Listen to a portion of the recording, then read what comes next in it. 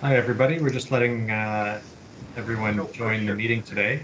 Just a reminder to please mute yourself if you can. Just try and make it easier for everybody to hear what's happening in the call today. Like 15 minutes. Oh, there we go. All right, so yeah.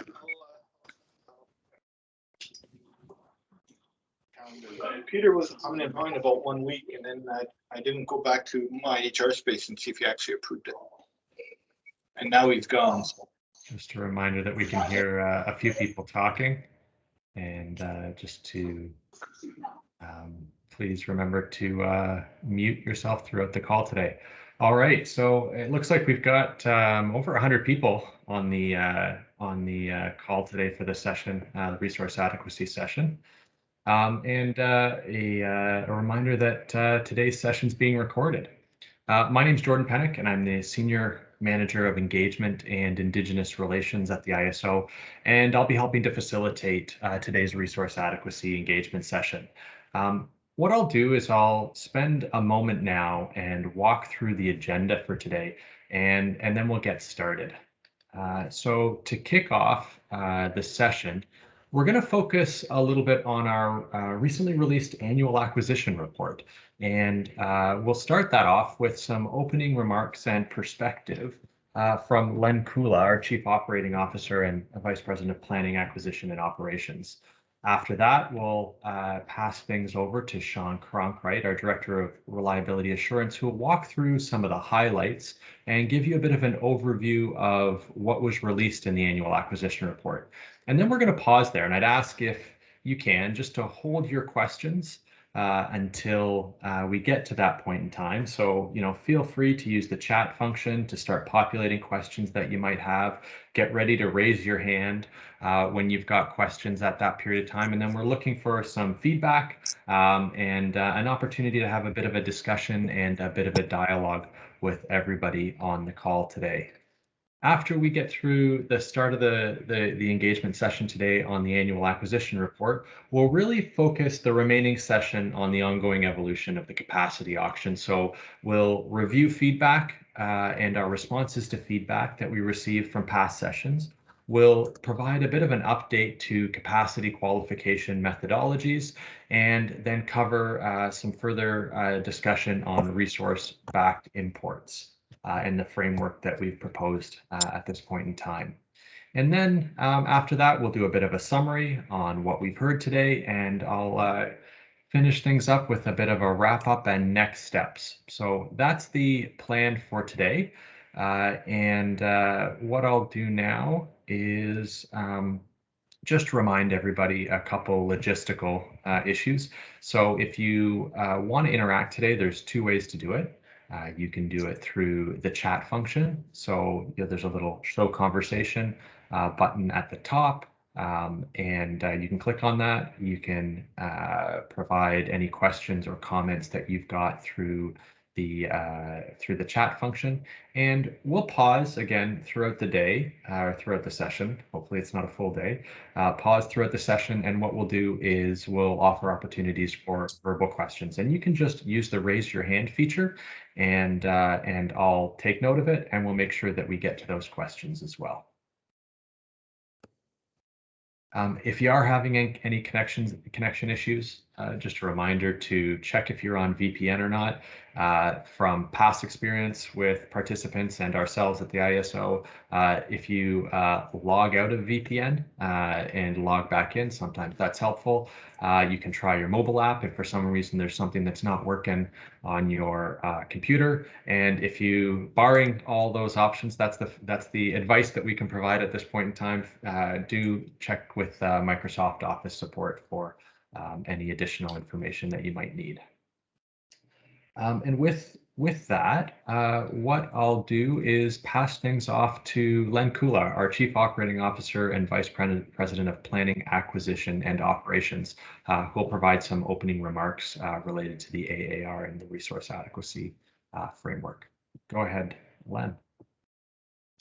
Great. Thank you very much, Jordan. Good afternoon, everyone.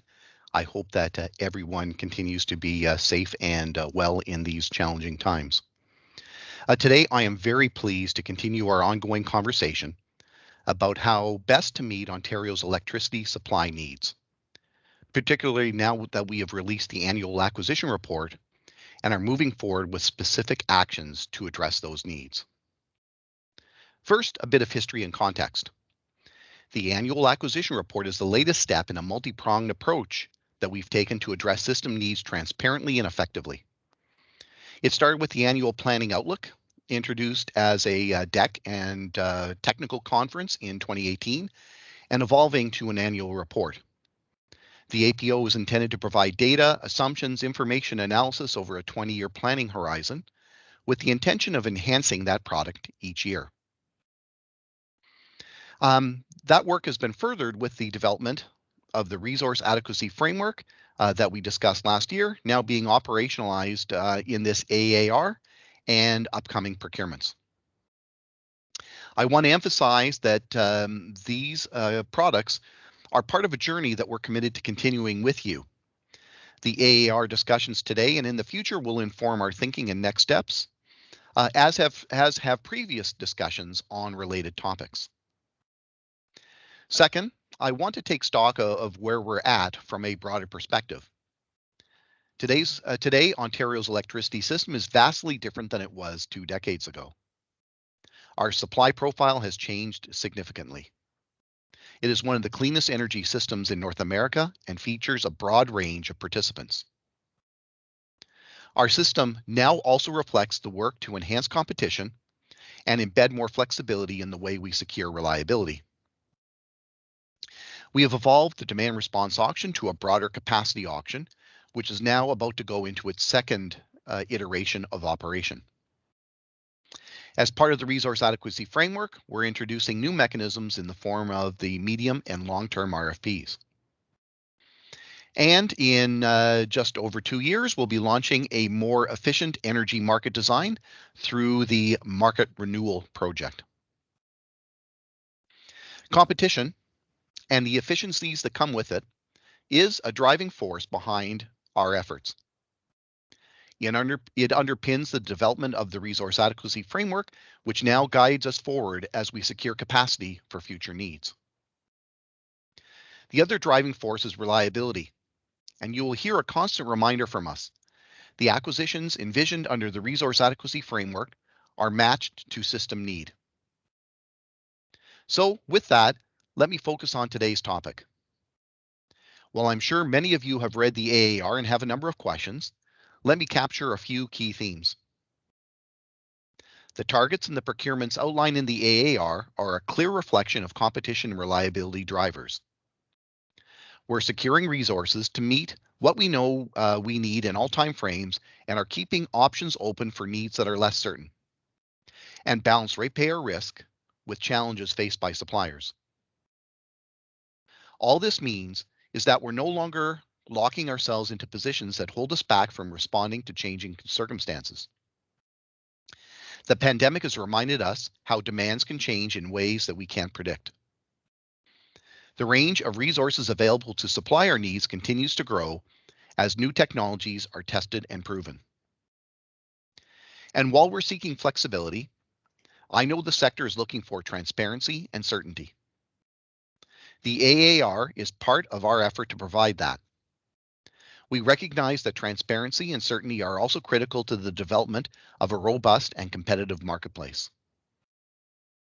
So today, we'll talk in more detail about capacity auction targets and the decisions we have made to balance our desire to acquire resources prudently, but also provide the certainties you need to manage your businesses. We will also talk about the medium-term RFP that is getting underway. This RFP will signal a new way of doing things. We are seeking to acquire resource attributes, not fuel types. Recognizing this change of tack, we will incrementally evolve the medium-term RFP process. And finally, the report recognizes that this transition to greater competitiveness won't happen overnight, and there are some immediate and significant needs that we must move on now in order to maintain reliability. As a result, new, relatively short-term contracts with Brighton Beach and Lennox GS will be critical to keeping the lights on. We have immediate needs, both from the provincial and local perspectives, that can't be met through competitive processes, given pressing timelines. In Eastern Ontario, Lennox GS represents the only facility in place with the scale to address an immediate need, offering 1,600 megawatts of unforced capacity, as well as quick ramping supply and operating reserve. Brighton Beach is also needed in the area west of London while transmission reinforcements are being put in place. Again, like Lennox, it is the only facility with the size and location to be able to address an emerging need. So, I'd like to thank you all for your contributions to this point. I recognize that we have been meeting almost monthly since last September to discuss this resource adequacy process, and that has required considerable effort on your part. As such, I'd like to recognize some of the ways your input has influenced the path forward. We now have minimum targets for all capacity auction commitment periods following the receipt of concerns as a result of this winter's zero target. We've discussed how to enhance the capacity auction, which includes the progress we're making on unforced capacity. We've expanded transparency around the inputs and data behind the APO. And we've discussed the content of the AAR itself. This report translates the needs set out in the APO into specific actions.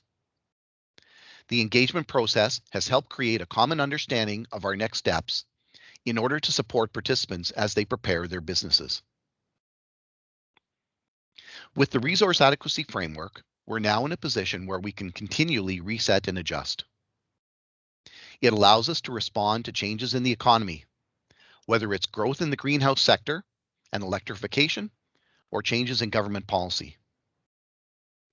As we gain more experience with distributed energy resources and enhance the interoperability of distribution and transmission systems, we can take advantage of these learnings.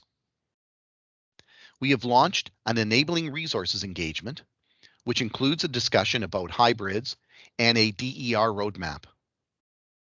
These are designed to ensure that we are maximizing the participation of available resources, which will in turn increase competition and drive down costs for consumers. Indeed, the timing of the long-term RFP should be aligned with the outcomes from the enabling resource engagement. So, before I hand things over to Sean to walk us through more of the details of the AAR, we can better see that we now have a robust process in place that allows us to acquire the resources we need and adjust as those needs change. Starting with the annual planning outlook, where we identify our needs, and then moving on to the AAR, where we identify how to acquire resources, we have an annual process in place that allows us to adjust and readjust as circumstances change. And that is the advantage of this approach. There's still lots for us to work on as we are moving forward to define the requirements for participating in the medium and long-term RFPs. I look forward to continuing this discussion. Thank you very much for listening, and I'll hand it over to Sean now.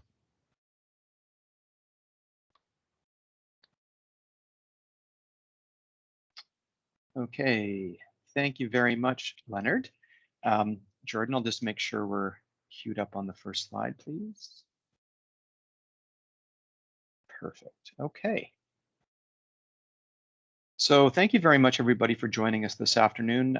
Leonard has given some opening remarks to kind of set the context. What I'm going to do here is try to highlight a few areas of the annual acquisition report where I suspect there may be questions, or hopefully to provide additional clarity. I'm not going to go through the whole report. It was published on Monday. I know folks have gone through it or are continuing to go through it, so I encourage you to do so. But we'll try to hit some highlights, and then, as Jordan said out at the beginning, we'll open it up for questions and do our very best to answer as many of those as we can. Okay, so we have a disclaimer here, and again, this presentation is, some subset of the report. There's a lot more context and detail in the report that you'll find there as well. Okay, so in terms of my session, I'm going to talk a little bit about planning and resource adequacy, the framework. And there are some questions or have been questions about the framework versus what's in the specific AAR. So we'll do my best to try to cover those off, talk a little bit about reliability needs, and then pivot into some of the specific planned actions that we've called out in the report and try to walk through those. Okay. So, Leonard talked about the APO and the evolution of the APO. And there's a lot of different products that the ISO was involved in preparing and producing. And I thought this was a good graphic. So we have to factor in all kinds of information in this process. So the planning outlook does do that long-term planning. The AAR is not meant to duplicate that. And you'll see in many cases, we've leveraged data or figures directly from the 2020 APO. So that's done intentionally. If you have questions about some of that underlying data, you can likely find that in the APO or some of the supporting appendices that were published at the time of the APO. So in terms of the data, it should be consistent with what folks saw there. We also have various bulk system plans, regional plans, local plans that go into this. We also have government policy, directives, decisions, and other policy drivers. So all of those things sort of serve as inputs to this process, and the ISO produces a reliability outlook that looks at short term. We've talked a lot about the annual planning outlook, different transmission plans, and then now we're introducing the annual acquisition report to take it one step further and try to translate some of those needs into specific procurement or market action. So that's what we're trying to do with this document. And we're looking really sort of at making sure we cover these three pillars of reliability. So we're going to talk a lot today about capacity, but there's also energy reliability needs that may be coming later in the decade, and transmission security is important as well. So we want to make sure that we don't lose that. So, take away the AAR is one document in a broader ecosystem, and we're hoping that you can understand it in that context. It's not trying to do it all, but it's a companion piece to work with the different pieces that we produce. So before we dig into the AAR document, I want to just remind folks of the resource adequacy framework. So as Leonard mentioned, this was discussed with stakeholders throughout last year. And I would suggest that the framework sort of sets out different tools and techniques that we can use generally. So the AAR gets into some specific assignments, but the framework is a little bit more general. So we're talking about, the capacity auction, looking at balancing fluctuations year to year. It's a market-based tool codified in the market rules. And there's various obligations to publish information at different times. So those will continue to happen. Medium-term commitments is something that we're introducing through this AAR. And an important point here is that as part of the framework, we talked about the medium term could employ different tools. So we've talked about an RFP tool as the one that we're looking to advance first. In the future, if interest is there, we could look to see about multi-year commitments through a capacity auction. So that is certainly a piece that's included in the framework. But it's not something that we're specifically looking at for the first cycle in this AAR. So it is an option. It's not the option we're looking to exercise first, but it is something we can move and evolve to over time. So that's an important point. Longer term commitments, again, so we're looking at very long forward periods. We're looking at specifically avenues and options for new build resources where there's extra time in terms of planning, design, permitting, and those types of things. And then again, bilateral negotiations where there's a specific need that we've done our best to articulate, where there's one existing resource or there's a specific need to be addressed that's of urgent nature. So those are sort of the multi-prongs that were referenced, but not to be lost that government policy and programs also factor into inputs into these in the broader context of the AAR, so we must be aware of those. And here we've tried to put this on a graphic because there is a cyclical nature to these tools. So we've shown the capacity auction with 2 6-month obligation periods running on an annual basis. We have tried to show here on the medium term that the framework talks about a time frame of 3 to 5 years generally for the medium term. And then in the AAR itself, we've specifically specified that for the first instance, we're targeting 3 years. So the framework would say 3 to 5, and we're looking at 3 for the first instance, and I'll get into some more details later on that. Long-term looking roughly 7 to 10, and then bilateral negotiations roughly lining up with medium-term commitments. So this graphic shows up a couple of times in the AAR itself. This data is pulled directly from the 2020 APO. So the APO used two different demand scenarios, scenario 1 and 2, talking about faster growth or slower growth. And again, COVID also plays an important factor here as we look at multiple scenarios and just what is demand going to do coming out of the back end of the pandemic. But what you'll see here is that, without any existing available resources, we have a significant capacity gap. So many of the actions that we've specified in the AAR each contribute to helping to fill some of this gap. And we show that near the end of this presentation. But we do recognize that as we get sort of out into the 2029 timeframe and beyond, there is a gap emerging that cannot be filled with existing resources today. And that's why we talk about the need for longer term and new resources later in the decade. So actions we need to take now in the short and medium term, but also recognize that there is a continuing capacity gap growing that we will need to address going forward. One pillar of reliability is capacity, but another one is energy. So again, this comes from the APO, but again, we're talking about unserved energy now. So between now and roughly 2029, it's primarily a capacity need that we're looking at. But as we get later into the decade and moving into the next decade, you can see that energy needs start to increase as well. So it isn't just capacity that we're looking for. We're also looking, or at least aware of, emerging energy reliability needs as well. So as we move later on, we have to keep an eye on both of those really important factors. Okay, so those are some of the key pieces around just, what are we trying to solve for, focusing on capacity, energy, all the work that's been done with stakeholders on the resource adequacy framework, some of the generalities in the framework. So now we get into the issuance of this year's AAR and talk about some of the very specific planned actions that we've set out in there, and we'll try to walk through those now. So the first piece that I'm going to talk about is bilateral negotiations. And in the AAR, we've set out two specific areas of the province where we feel there are specific needs that must be addressed urgently. And we feel that bilateral negotiations are the most efficient way to do that. The first is in the east and looking at transmission security needs in FET, which is flow east towards Toronto interface. So we've expecting capacity declines in that area. We have nuclear retirement scheduled. We have nuclear refurbishment scheduled, as well as some other capacity may decline later if contracts aren't recontracted.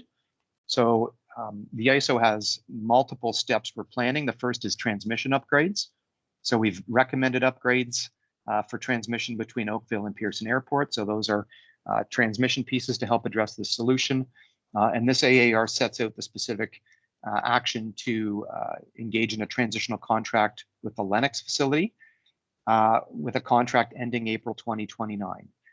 The date is chosen specifically, and you'll see later on that's to align with the end of the commitment period for the first medium-term RFP.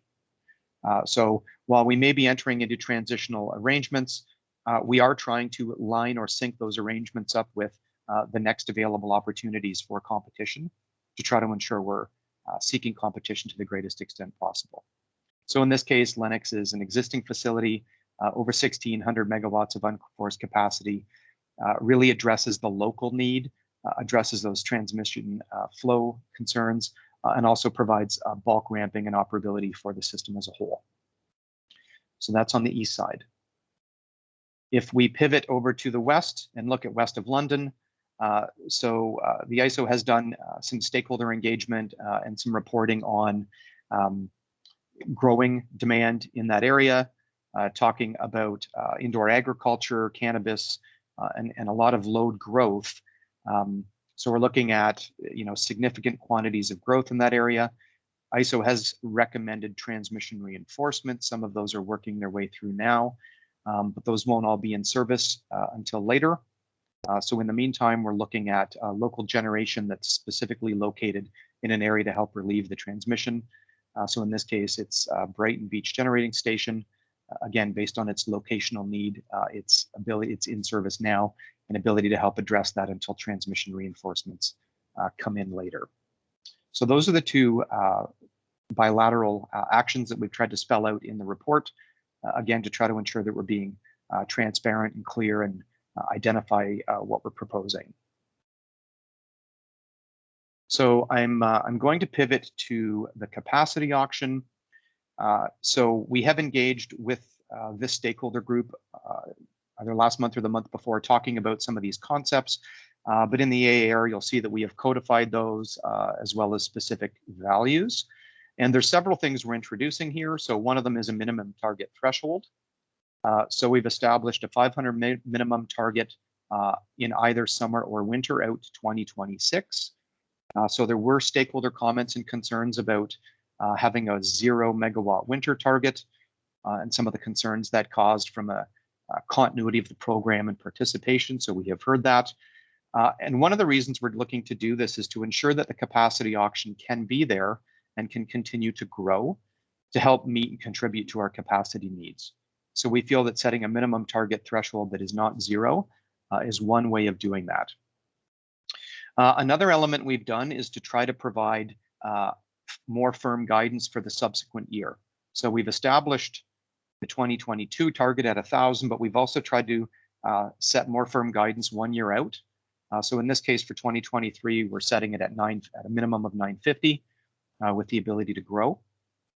And then as we look at the 3 outer years, we're still trying to provide some forward guidance to be instructive to participants to see where we're looking to go. So those aren't locked in numbers, but they are indicative right now to say we're expecting the capacity auction to be a significant contributor to meeting capacity needs. And we're looking to give some forward direction to participants to see where we're looking for it to go. So those are several of the pieces that are wrapped up in this graphic to talk about the year at hand, to talk about next year specifically, talk about further out years, and also talk about the idea of this minimum target. So some of the pieces there about the capacity auction, and as Jordan noted at the top, there is some more detailed capacity auction content in the later part of the stakeholder engagement. A couple of other pieces then about the upcoming 2021 auction that will be run in December. So we've established the targets of 1,000 and 500 megawatts respectively. There have also been some adjustments to the import limits. So we've increased the global import limit as well as the Quebec import limit, again, to try to ensure that we have sufficient participation to ensure success with those targets, and also ensure that we're balancing costs and effective competition for ratepayer value. So again, more details later, specifically on the capacity auction. Okay, so the medium-term RFP, there's a lot of interest in this mechanism. So a couple of things to highlight here, and we have several different graphs in the full AAR document itself. So the framework talks about 3 to 5 years. We have set out that in the first instance, we would be looking at a 3-year term. So for midterm RFP 1, if you will, a 3-year term starting in 2026 through 2029. We've set a capacity target of up to 750 megawatts on a UCAP basis as the target we're looking to procure. In previous engagements, I have been here talking to you about energy, talking about other services. I think we recognize that there is value in being able to provide some of those other services, but we're also cognizant that this is the first instance of the RFP we're looking to operationalize, and suppliers may need a chance to adjust to some of those requirements. So there are things I think that we would feel are beneficial, but some of that will be dealt with in the RFP design in terms of how those are taken into account in terms of criteria or eligibility. And on that note, I want to make a point. The AAR very specifically tries to talk about the boundaries, if you will, in terms of this. So we've talked about quantity, we've talked about term, we've talked about notice.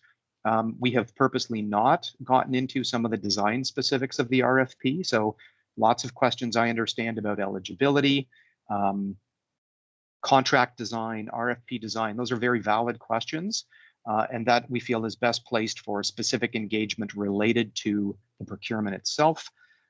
So my colleague Barbara Ellard and her team will be looking to engage with stakeholders going forward on those and any other questions and issues people have with respect to the specifics of the medium-term RFP. So the AAR does not go into those other than to try to set the guidelines and then allow that to happen as part of the development of the individual procurement itself. So if folks have questions, we won't be able to answer those today necessarily, but we will be having additional stakeholder engagement sessions on the medium-term procurement. Something else I wanted to highlight here. So the APO talked about 2 different demand scenarios. You'll see in the report, there's 2 different cascading diagrams. You know, each scenario has a range. So we're trying to find prudent procurement decisions that work with 2 different scenarios, each with its own range. And we've tried to stack that up and show that how it works. Also being cognizant of the amount of existing capacity or potential new capacity that may be able to take part with the commitment period and the notice period we're talking about, to try to have a robust competition and ensure that we're ensuring ratepayer value as a result of it. So we're trying to collect all of those different things, which is partly what had us land on the up to 750 megawatt target. And the long-term RFP, this is an important part that I really want to make sure we drive home here. There are long-term needs, as we talked about earlier. We see them coming. We've stated in this document that we see them being at least greater than 1,000 megawatts. And part of that really depends on demand and how the province comes out of the post-pandemic scenario. So again, the APO set out 2 specific demand forecasts, but the planning department is continuing to work on the next iteration of the APO, and they'll be out engaging with stakeholders on that shortly. So, you know, we think that there's definitely a need for new build resources through a long-term RFP. We think that the quantity is at least 1,000 megawatts. It could be more than that. So we want to make sure we're sending that signal, but we do need a little more time to try to firm that up and understand some of these post-pandemic demand impacts. Commitment length, we've talked about 7 to 10 years in the framework to recognize new capital, new investment. And in addition to capacity, I talked earlier that starting in 2029, we start to have energy needs. So it would be very reasonable to expect that a long-term procurement would also look to value energy production in addition to capacity and potentially operability services as well. So we'd be looking for this to do more than the first iteration of the medium-term RFP. So while we're not intending to launch this RFP until later in 2022, I think it's important to note that as the procurement team comes out and starts to engage on procurement design and contract design as part of the medium-term RFP, the input from stakeholders and the discussions that are had can be very important to help inform design of the long-term RFP as well. So something like contract design for medium-term RFP can be directly applicable to the long-term RFP as well. So that can happen over the next little while. So that takes us to this graph, which is where we try to stack up the different planned actions that we've set out against those APO forecasts, and try to make sure that we're covering those lines, I guess, the best you can. You'll see that specifically we haven't identified those actions beyond 2029. So again, the APO sets out needs. We haven't set specific actions out in this AAR, but it's also the reason the AAR is intended to be an annual document. So we would expect to come back next year, look at the capacity auction target ahead, look at the next 4 or 5 years of capacity auction targets, see if anything has changed on the medium-term commitment timeframe, and also firm up some of the details around the long-term RFP as we publish next year's AAR. I would expect sometime around this time. So again, next steps, and again, summarize capacity auction. So the pre-auction report will need to be published with additional details for the upcoming auction. So the AAR does not replace the pre-auction report. We've started engagements earlier this year about UCAP and UCAP methodology, so that'll continue today and going forward. I mentioned in the medium-term RFP, the procurement team will be looking to engage stakeholders about the design of the procurement, the contract, and how that competition would work. In terms of the long-term RFP, ISO is hard at work on the next version of the APO, which will be the first opportunity to talk about demand and forecasts and what we see happening there. And then, as I mentioned, AAR, we are looking to solicit feedback from participants on the document itself, probably later this year to allow some time for folks to discuss the medium-term RFP, but to come back and talk about the AAR itself, the document, what you liked, what you maybe liked less, things that you were expecting to see that you didn't see, or information we presented and how we might present that in a manner that would be more beneficial to you. So we will be coming back to you later to talk about the AAR as a document itself and what we can do to improve that going forward. So that concludes my formal comments. Jordan, I'm going to hand it back to you, and I'm sure we have folks waiting patiently on the questions. Thanks, Sean. That's great. Yeah, and yes, we do have some questions that have been come in. Lots of good ones here from participants today.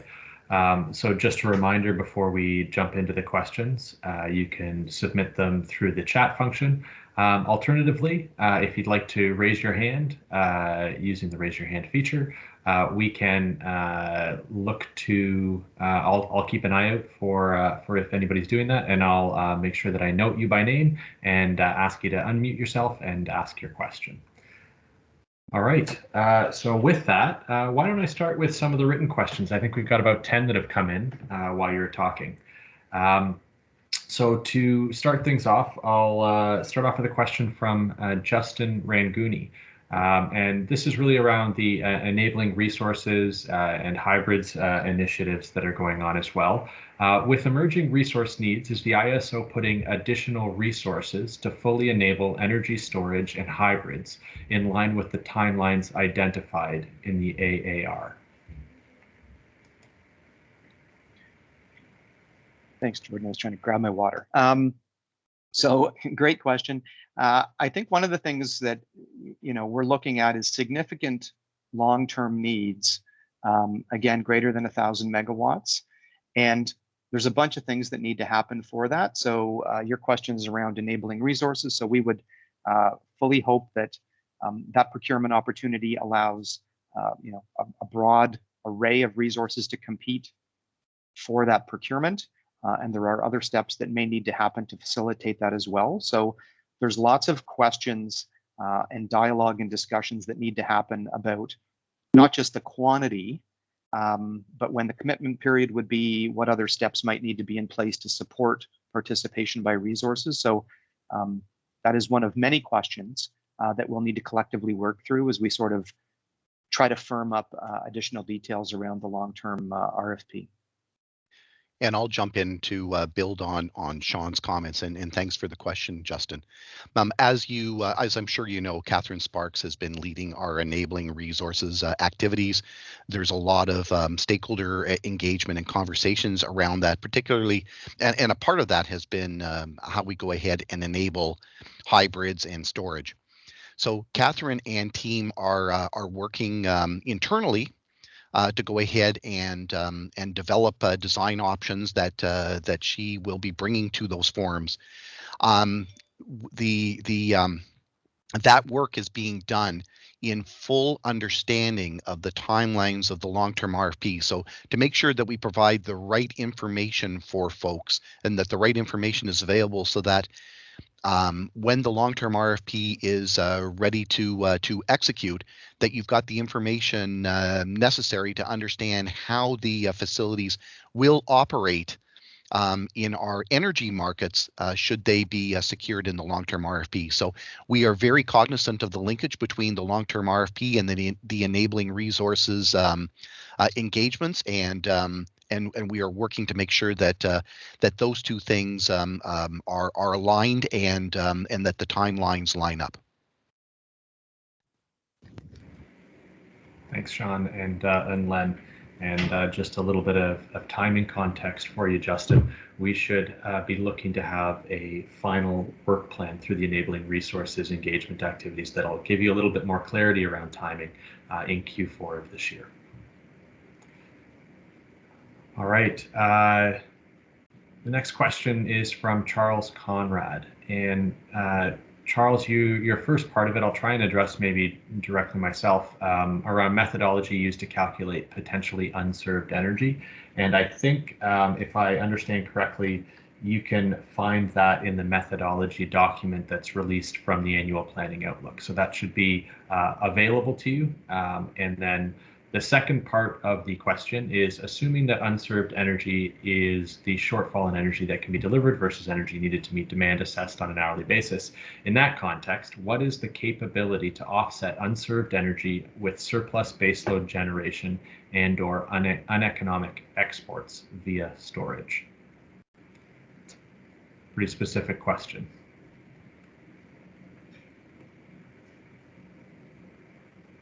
And one that maybe I can suggest we come back to then. And maybe that's something we can follow up with after the meeting if we don't aren't able to get to the detail on that, maybe necessary at this point in time.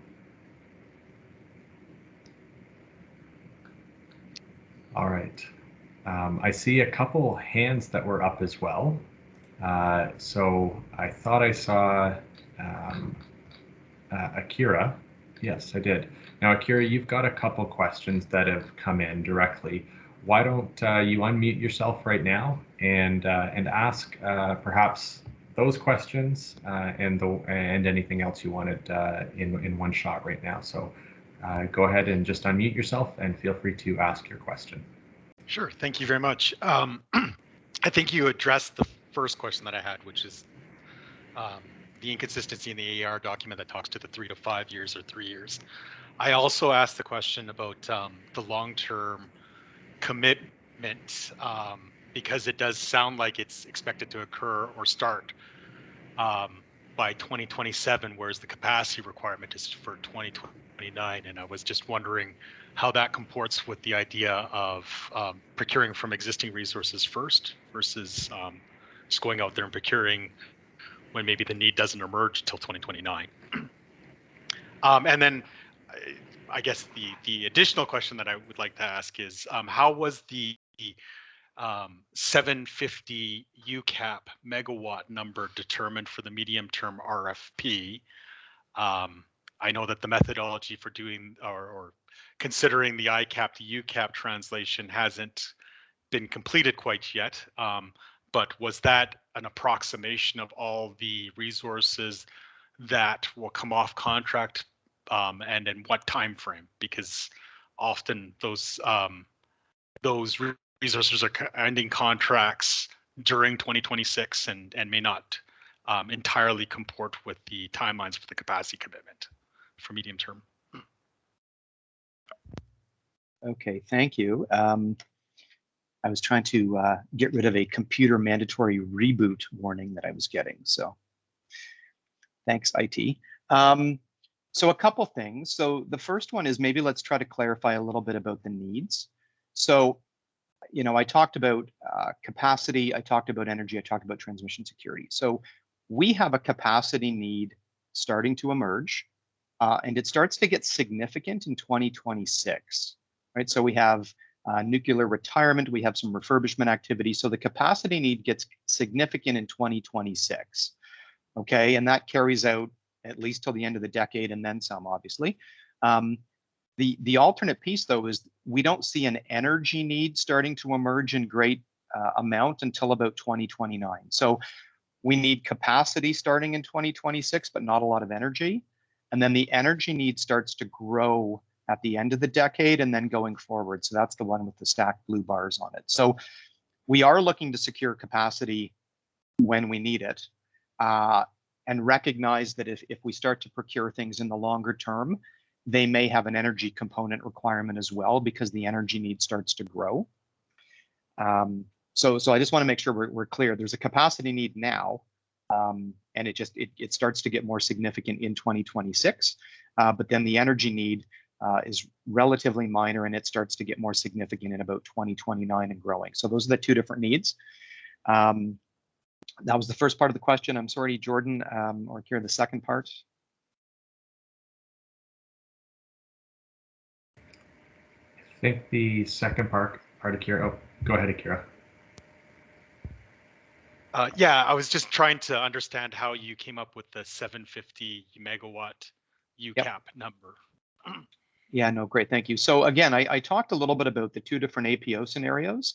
So we have a faster growth and a slower growth, and within each of those scenarios, there's a range, right? So we're trying to take multiple different planning scenarios and triangulate down in on a single number.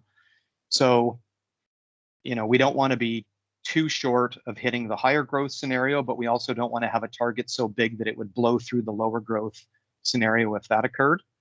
So we're kind of looking at it both ways, and then also being cognizant of the amount of existing generation that's available, and do we feel there's sufficient generation available to compete and have a robust competition, not to be lost the ability for potential new technology to compete, but also recognizing that as the first iteration of this and with relatively short timeframes, it may be harder to get a lot of new participants in the first cycle. So we want to make sure that there's enough existing generation where we think we can have a robust competition, maybe some new participants, but make sure that we're not setting a target too high above what we think can compete for it.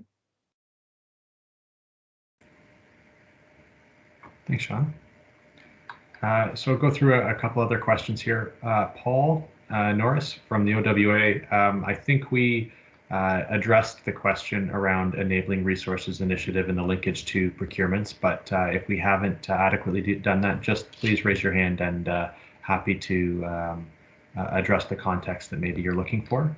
Utilia, I saw your question as well around the needs in the Southwest and how do they connect with the needs that are identified in the AAR. I think I saw your question come in before Sean spent a little bit of time talking about the connection between our bulk planning activities, and the slide specifically on Southwestern Ontario. But Sean, knowing the question, is there anything else you wanted to add in terms of the context that Utilia is asking here? Yeah, and this is important. This is important. So, you know, provincially, we have global needs. We also have local and regional needs. So we've talked about a couple of specific actions to address local needs in the short term. As we move forward, we'll be trying to satisfy multiple needs, ideally with different procurement tools. So there may be regions of the province where additional generation is required. So the Southwest, I think, is probably an area, again, that's been demonstrating a lot of growth. So, you know, additional supply in the Southwest has the potential to satisfy local needs as well as global needs. And there's other areas of the province as well. So, you know, those would be the kinds of things we probably would look at in the long-term RFP and say, are there certain areas of the province where generation is really encouraged to help satisfy a couple of different needs, and try to encourage participation in those areas, I think, to satisfy more than one objective. Thanks, Sean. And a couple other pieces of context around that. I know, Utilia, I saw you were on the at the webinar last week on Southwestern Ontario on the West of London actions and the addendum to the IRP in the area.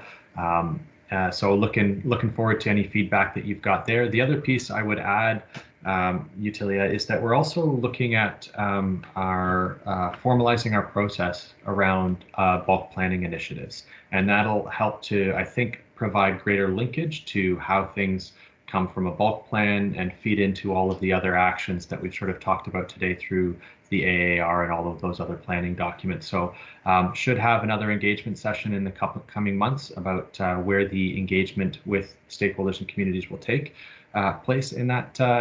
But the high level design is out if you're looking for a little bit more detail around how that works as well.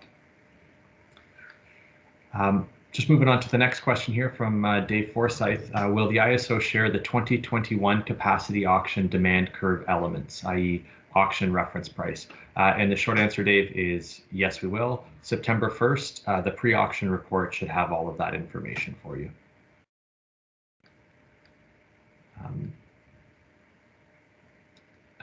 So next question from Mark. How did you arrive at the 7 to 10 year commitment length? Why not 20 to 30 years? Thank you. So the 7 to 10 years, I think, came up in stakeholder discussions as part of the resource adequacy framework last year. So that's the origin for it. And And I think my perspective anyway is that we're trying to recognize that if we're encouraging new entrants and new participation, building new facilities, that there are significant capital investment requirements, financing requirements, and a longer term commitment is probably warranted. And that's consistent with some of the other jurisdictions in North America. I think what we've learned, though, is that 20 years is an awful long time in the energy space in terms of what demand does, in terms of how we need to operate the system. So locking any type of resource in for 20 years really can put us into a contract construct that may be challenging to operate from 8, 9, 10 years from now. So again, I think we're trying to recognize the need for some greater certainty for new investments, but also try to balance that with the ability to plan, the ability to forecast. And we would fully expect that a new built asset isn't finished at 10 years. It may have a 10-year commitment, but then would be fully eligible to participate in subsequent commitment periods, just as we would with today's existing resources. Thanks, Sean. The next question from Charles is, I think, focused more on the procurements themselves, and I'll try and take a quick explanation and then pass it off to you, Sean or Len, if you have any other additional context. So what resource types are you assuming can be available in the 2026-2027 timeframe to meet requirements of the long-term RFP? And do you anticipate the potential for new natural gas-fired generation? So I think we haven't, the short answer is we haven't got to the eligibility requirements around that procurement at this point in time. And I think we'll even just be coming up with the eligibility requirements or some sense of that in the August timeframe through our next engagement around the medium-term RFP. So it's probably something that we'll address more in the future. It's some of the engagements around those specific RFPs. But Sean, I don't know if you wanted to add anything there. Yeah, thanks, Jordan. And I think, what we're trying to indicate and show is that we have a need coming, right? So we have a need coming in 2026. It starts to build and continue to grow. And we're trying to create a platform to enable participation by as many eligible technologies as possible. So that's what we're trying to do. Some of those may have longer lead times. Some of them may have shorter lead times. And we might not know the answer to some of that as well, even if we look at things like permitting or complexity to build, I don't know. So we're not necessarily expecting that everybody that's successful would be in on January 1st, 2026 or January 1st, 2027, but we're trying to signal the need here to, for potential participants to see that there is a need and it's significant and we're looking to move on that need. As part of any engagement, discussions around what's the most reasonable time frame for the RFP. Once a contract was awarded, what are reasonable time frames for coming into service? Those are all the kinds of questions that we would have engaged on previously and we'd continue to engage on. But I'm reluctant to say it's a one size fits all because there may be some technologies that can do things quicker than others, and we would certainly, I think, welcome technologies that could help meet that need when ready, and others may take longer. Thanks, Sean. So a couple other questions, I think, related a little bit to what you just talked about. One from Geo, and I think you've roughly articulated our thinking around the long-term eligibility requirements and what we expect to come there. And another question here from Paul Lukanen around the operability services that may be procured as part of the long-term RFP. Are we thinking at this point in time of OR frequency or regulation as part of that long-term RFP? So I'm not going to speak to the RFP design, but I think what we're, again, trying to signal here is that in the short term here, we're talking about primarily capacity, and some of the other services could be considered beneficial. As we move farther out later in the decade, and specifically looking to the long-term RFP, we are seeing additional needs. We're seeing energy needs specifically, and we recognize that depending on the different resources available in our fleet, operability is always a priority for us and our system operators. So Going forward, we're going to need capacity, very likely energy, and you can expect at least a robust discussion around what kind of operability attributes we might need or favor as we move ahead, because it's not just enough to have capacity, we have to operate it. So, want to make sure that we're signaling that early, and there'll be a lot more discussion again about specifics as we move forward. Thanks, Sean. And I think we're down to, maybe I'll open it up to Paul since he raised his hand and we just answered his question. Paul Lukanen, do you want to follow up with what Sean was just talking about? Great, thank you very much. Thanks, Jordan, and thanks, Sean. My question, I'm not really asking for the details. Appreciate it's quite a ways out. Just more the idea of operability. It can be a vague term, it can be a specific term, and I also hear, the idea of a locational value or constraints potentially being addressed. I guess I'm just looking for a better sense of what the thinking is now in terms of operability. Does that include locational constraints or requirements as well as potentially frequency regulation or other ancillaries? Is it all kind of potentially on the table as part of the RFP? Okay, Paul, I think there's a few things in there. So I'll speak to the location piece first. The comment I wanted to make sure that landed there was, we have to make sure global reliability, but that doesn't help us if we have local pockets that aren't reliable, right? So we have to have collective local reliability and global reliability. So we're trying to do that and manage that every day.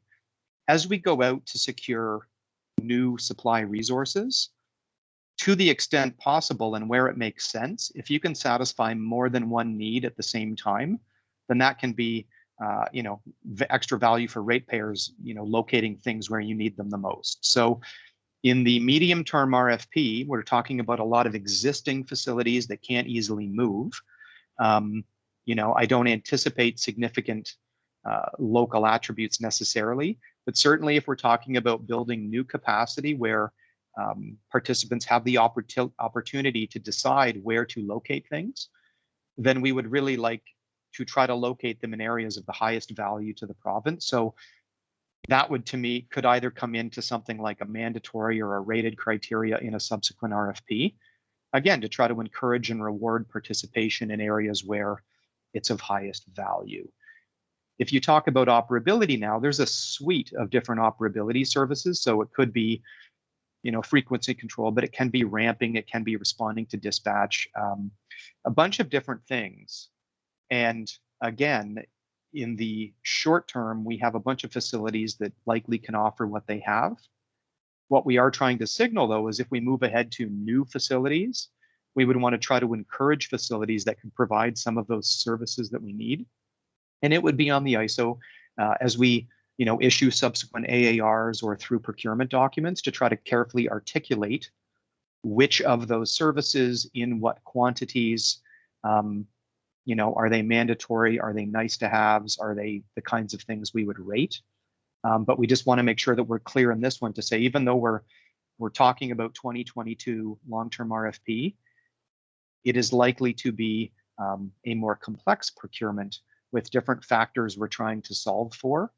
And again, the next version of the APO should also help to shed some light a little bit, and then we'll be following up on subsequent AAR discussions. Great, thanks for that response. Much appreciated. All right, we're getting down to the last couple questions here, and I think there's, I don't know if these are maybe questions or comments from Dave Butters, Paul, and Emma, but there was some commentary around the length of the commitment period for the long-term contract, and whether 7 to 10 years is likely to be sufficient or insufficient around this. I'm not sure if we have any thoughts that we wanted to share around that at this point in time. Yeah, I mean, I think some of these comments likely came up in the resource adequacy discussions. I don't think there's a lot more we can add today other than we recognize a longer commitment is necessary compared to, say, the medium term. And I suspect that the ISO will engage with stakeholders, including yourselves, to talk about what that looks like. If there are strong feelings about why that is or isn't sufficient, information and data to help inform those discussions. So I expect further talk about that. And I'll jump in with an additional comment as well. So I appreciate the perspective of the suppliers and how they can amortize their costs effectively over a specific time period. But I think we need to keep in mind that the overall costs are also impacted by the extent to which we need to take certain actions to operate the system. So if the supply mix has been locked in for a lengthy period of time and no longer aligns with system needs, then the system, the ISO on behalf of ratepayers, has to take on certain actions to maintain the system and make sure it's reliable. So I think we need to look at costs holistically here with regard to total costs of not only paying for the supply, but also any additional services we might need to manage a commitment that is no longer aligned with system need. It ties back to my comment in my opening remarks, which was in putting forth the resource adequacy framework, we're trying to balance the challenges faced by suppliers with the risks faced by ratepayers. And so this all ties back to the resource adequacy framework and helps inform us that our starting point of 7 to 10 years for that longer term commitment. Thanks, Len and Sean. A couple, we'll keep going a little bit here. I think the last two questions. Again, from Dave Forsyth, realizing the pre-auction report will be published September 1. Any guidance today would be helpful for lead time planning purposes. The auction reference price hasn't been updated since the first DR auction. Is the ISO planning to revisit the $413 a megawatt day? So I think what we can say is that we're not intending at this point in time changing the reference price for this year. But if anybody else wants to add to that, feel free. But I think that's the short answer for you, Dave. Hope that helps out with some of your planning purposes. And I think we'll try and do the last, another question popped up. So the last quick question that we've got here. And I think this is something that's come up a couple times at our stakeholder advisory committee meetings and in other discussions, but this one from Dave Butters around some government policy decisions. So it's still unclear how Oneida, LEC, and CalStock fit in if they go forward. How will this be communicated, and what is the likely timeline? Hi, Dave. So in the AAR, we tried very specifically to identify different initiatives that may be under consideration by the government. So we have listed some of those in the report. You've mentioned some of them. There is not certainty, at least at this point, on what is happening with those, but we wanted to acknowledge them, identify them in terms of their potential size, and then we do make reference to it, I think, in the waterfall diagrams as well. So we're talking about filling a certain need in terms of capacity. So should some of those facilities move forward as a result of those processes, then they would be able to help contribute to meeting supply needs.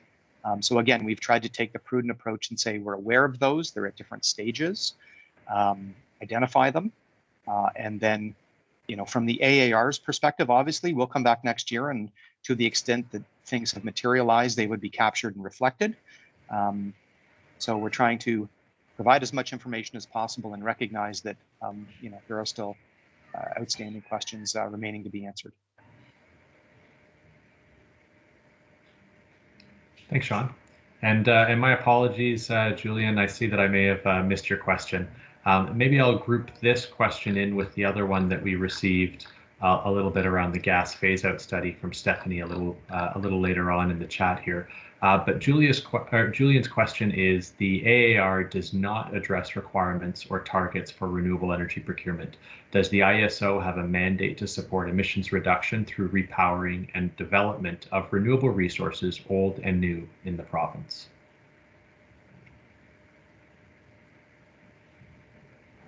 Thanks, Julian. So what we've tried to reflect here, and we make reference to it in the report, is the various different code standards and obligations we have for maintaining reliability as the system operator. So we're trying to ensure that we have and continue to have a reliable system in accordance with those obligations. We are also directly impacted by any existing or potential government policy around energy and the energy file. So to the extent that there is additional policy guidance provided, then the AAR would absolutely reflect that in terms of decisions or options or input. So there is no additional reliability requirement around that right now, but we are reflecting all current and existing government policy direction that we have.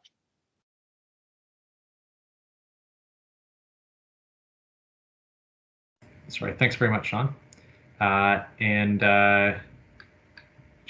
think Dave Butters asked a question again. What is or will be the process for considering whether there is a sufficient pool of participants for robust competition?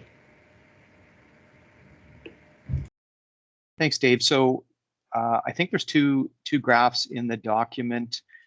One of them we talk about expiring contracts by number, and the other one I think speaks to expiring contracts by megawatt. So we've tried to, look out and see what existing resources are there that will be coming up over different timeframes to see what could be potentially eligible. And if you look at those graphs specifically, I think you'll see a large chunk in 2026 and another one in 2029. So that is one factor that goes into looking at those medium-term commitment lengths within the 3 to 5 to a question I think that came in at the top. So we're looking at a sufficient group of eligible participants in this first round, and then 2029 I think is a step change.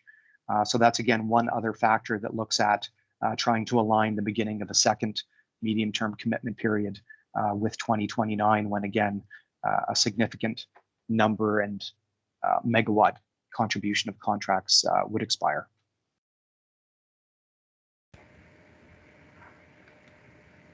All right, I'm going to try and call it here at the next two questions, and then anything else that comes in, we'll have to get back to everybody.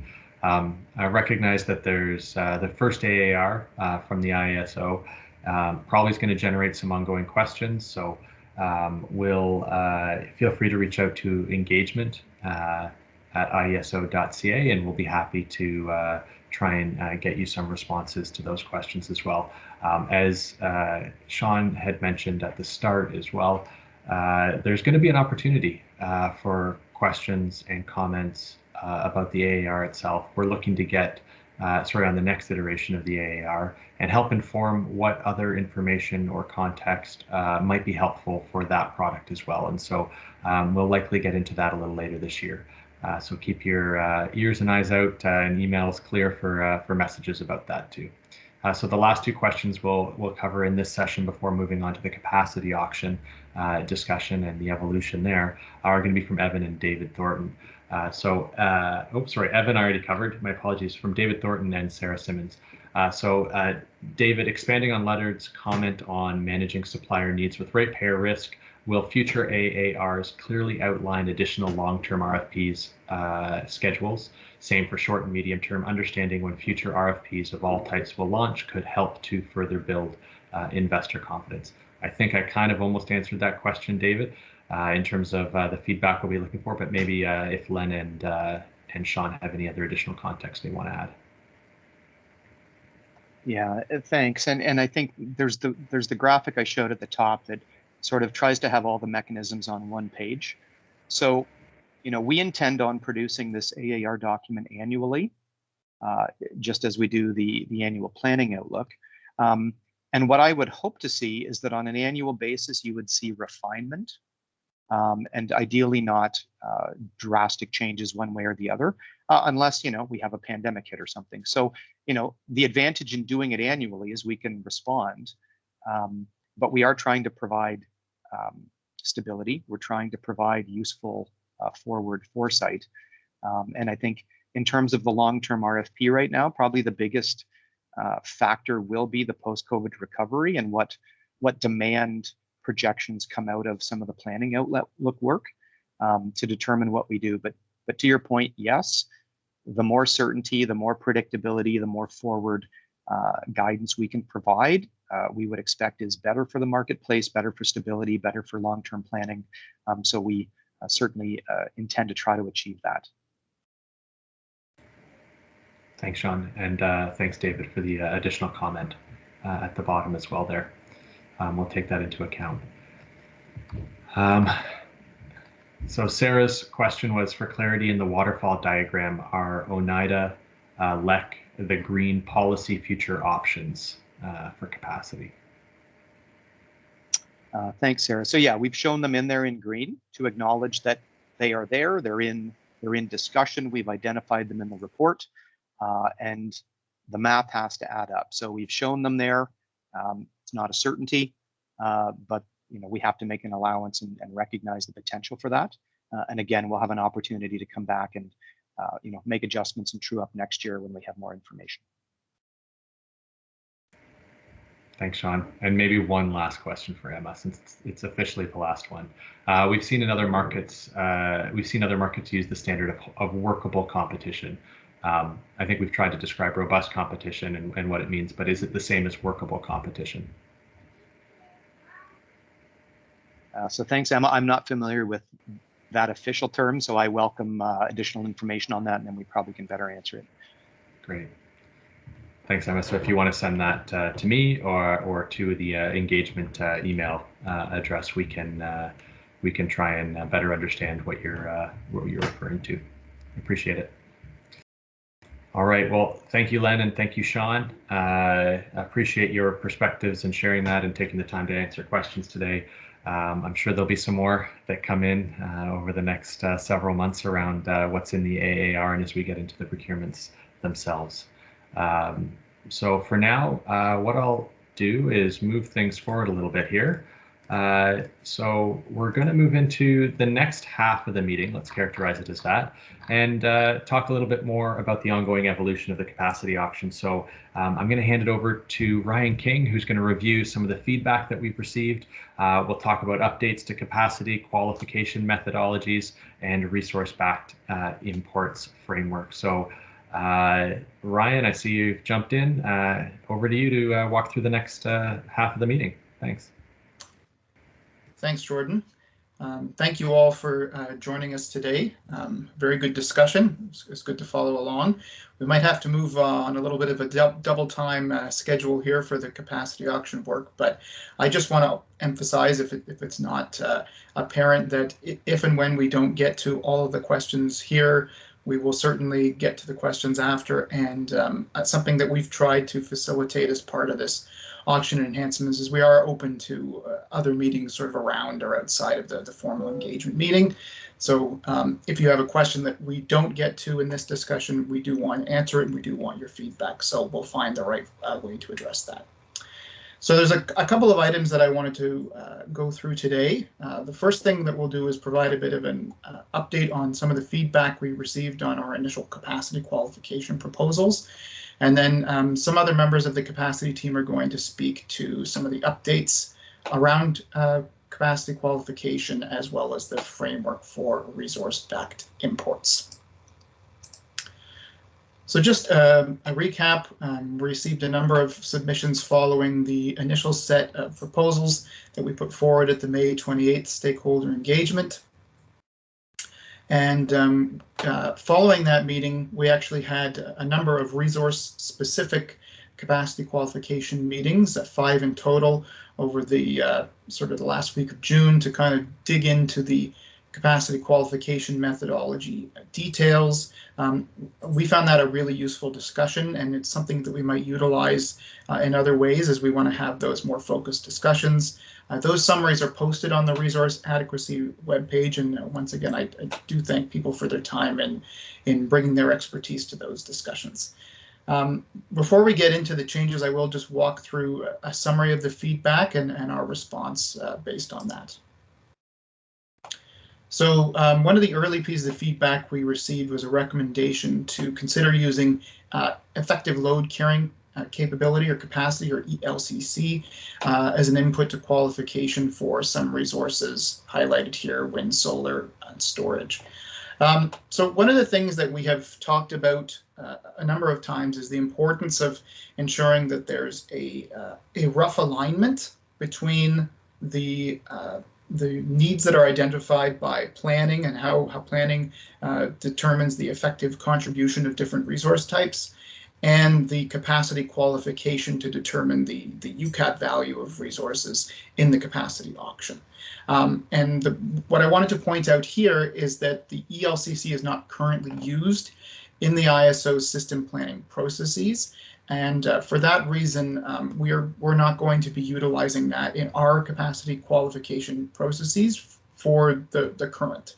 And I think that is important, that if in the future we moved to more ELCC inputs into planning models, then absolutely this is something that we may revisit. But for the 2022 auction, we won't be utilizing ELCC. Question here related to hydro. I think this came into some of the discussions that we had at the May 28th meeting, and also with the stakeholders in the resource-specific discussions about 4-hour availability requirement. I think the response to this is, if when we get into the discussion that Ismail is going to bring us through, you'll notice we actually have changed the proposal for hydro to better reflect availability at peak. So we're going to kind of outline that in the subsequent slides. Hourly demand response, some very good feedback and discussion, both in the meetings and written feedback. There was a request for some illustration of how the performance adjustment factor would work in practice, how it will be assigned, and some question about whether transmission losses, a gross up, would be considered. So we will be going through in quite a bit of detail, actually, how the HDR proposal for UCAT is going to work. Fahad's going to take us through some examples that illustrate this. For clarity, the PAF that we're proposing is something that will be assigned during the capacity qualification process.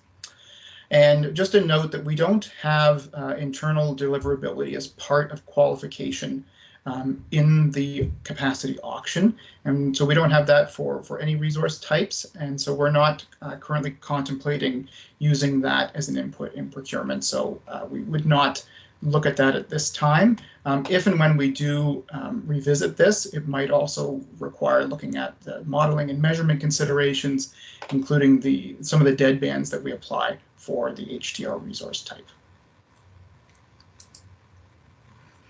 Some feedback from storage, looking at the 4-hour requirement that's an input into their capacity qualification process, and some further questions about the other procurement processes. So I can speak to the 4-hour product as it pertains to the auction. I think we've iterated the fact that the 4-hour product is really about trying to find a balance between system needs, operational flexibility, and cost.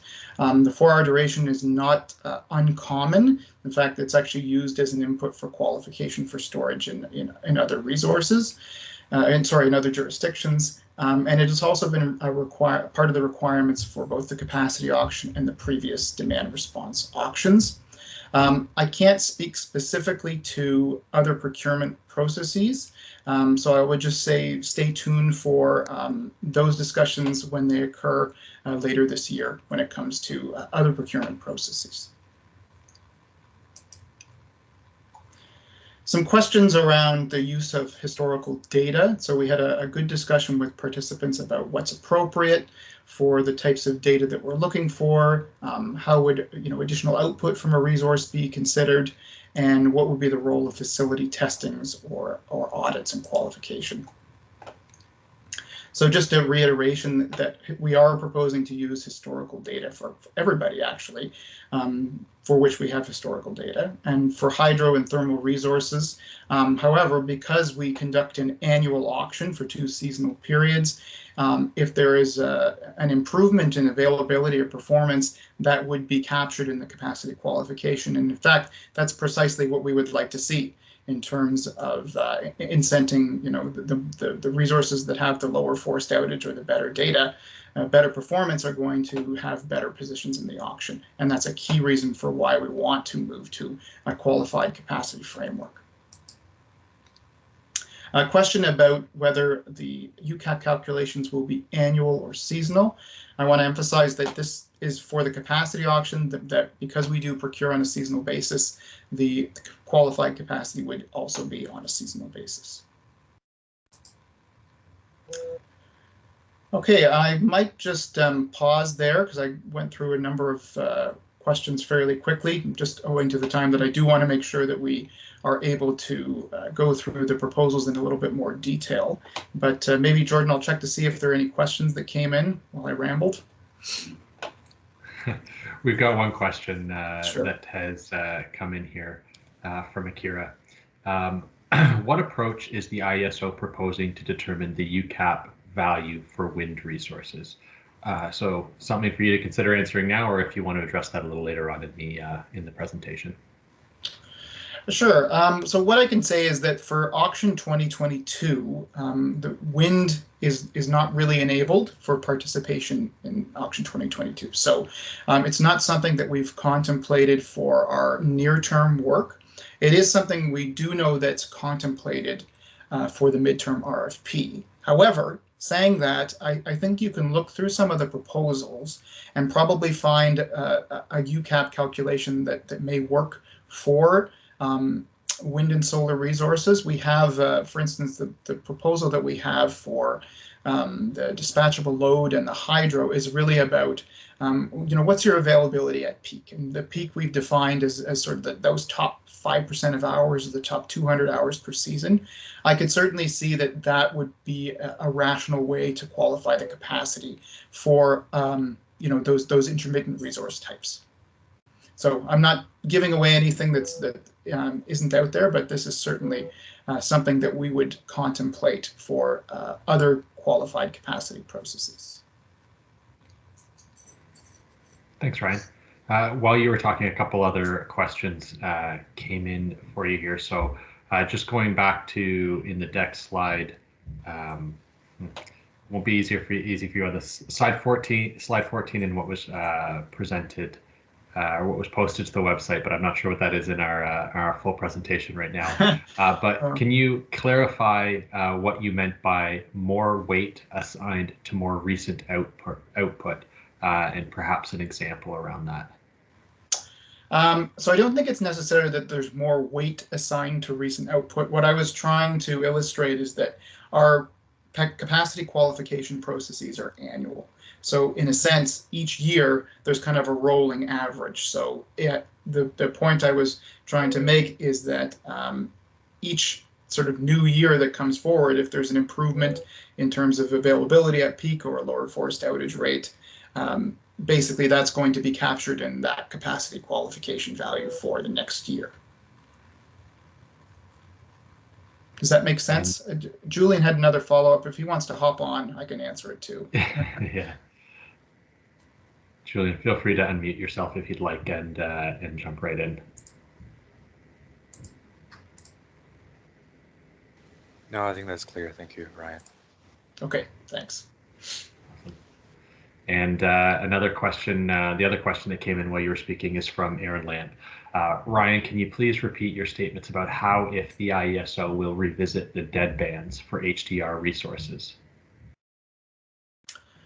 Sure. Well, in that context, we were really just talking about if and when we looked at loss adjustments, we might have to look at other measurement criteria that's part of that. But one thing I will note is that we do have upcoming in some of the future discussions on our work plan is a review of performance obligations and assessment framework generally. And that's going to be a fairly comprehensive review, and we'll look at all aspects of performance. So there's no more details that we have right now, but just a note on that. That's something that's on the work plan and will become a much larger part of the discussion as we kind of move off the qualified capacity discussions. All right, thanks, Ryan. So I think that's all the questions that came in. So you're welcome to keep going forward. Great. Well, I'm going to rest for a moment and turn things over to Ismail, who is going to walk us through the capacity qualification processes. And he's taking control, so I think we're handed off good. I won't take back control. Okay, so just making sure that everyone can hear me. I don't see why they can't. For the sake of respecting everybody's time, and I can see that we'll start losing some participants, so hopefully this is not too boring. I'm going to be focusing more on the updates and the changes to the QC proposals since May 28th. For those who don't know me, my name is Ismail Samahi. I'm working with Ryan and the rest in the capacity development and integration team. So just to go through this, very quickly a recap that we've been committed, ISO has been committed to transition to a UCAP, or an unforced capacity approach to qualify resources to meet resource adequacy needs. And again, this is a key measure to improve resource performance. And we've talked a lot about the importance of increasing the performance of cleared resources. And this is one key point because it looks at the expected effective capacity contribution of each resource type towards meeting resource adequacy needs. And at the same time, it aligns with the whole concept of determining the need itself. If you look at a huge part of determining the need is to look at the expected availability of each resource type.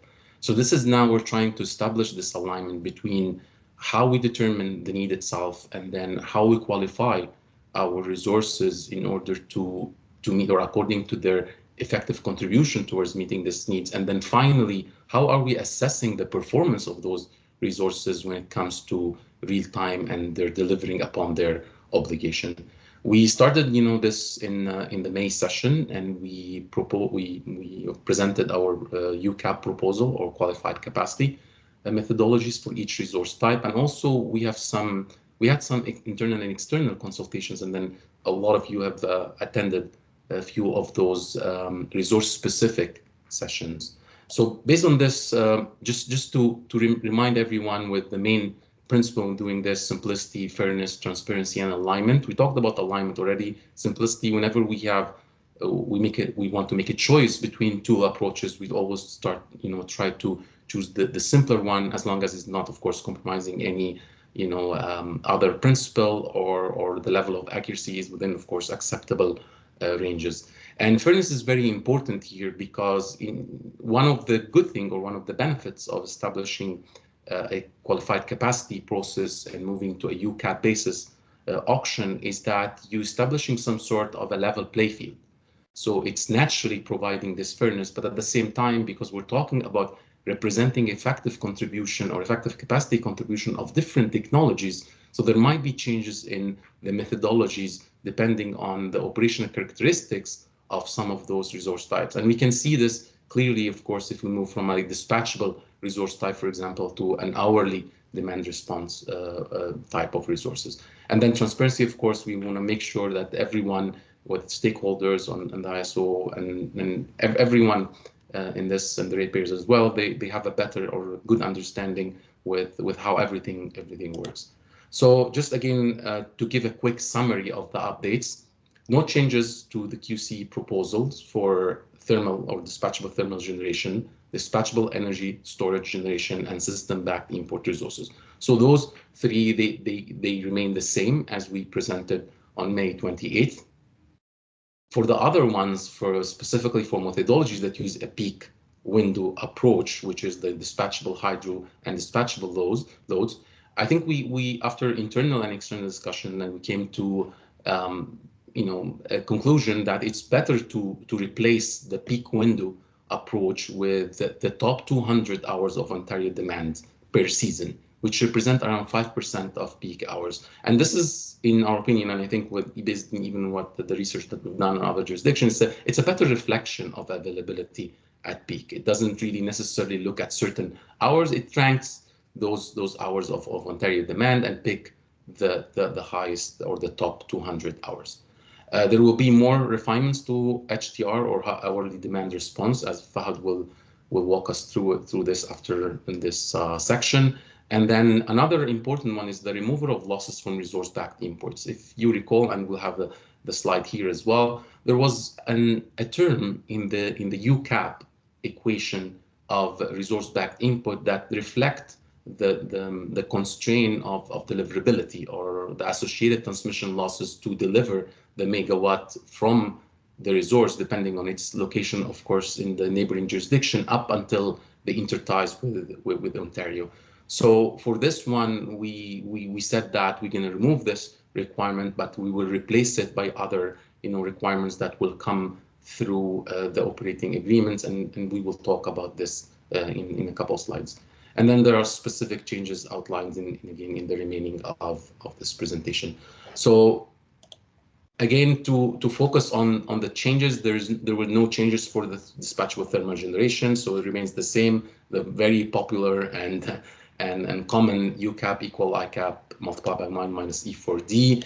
Again, we follow the same methodology used right now with our friends in the planning group in the ISO to calculate this E4D based on historical data and up to 5 years of this historical data.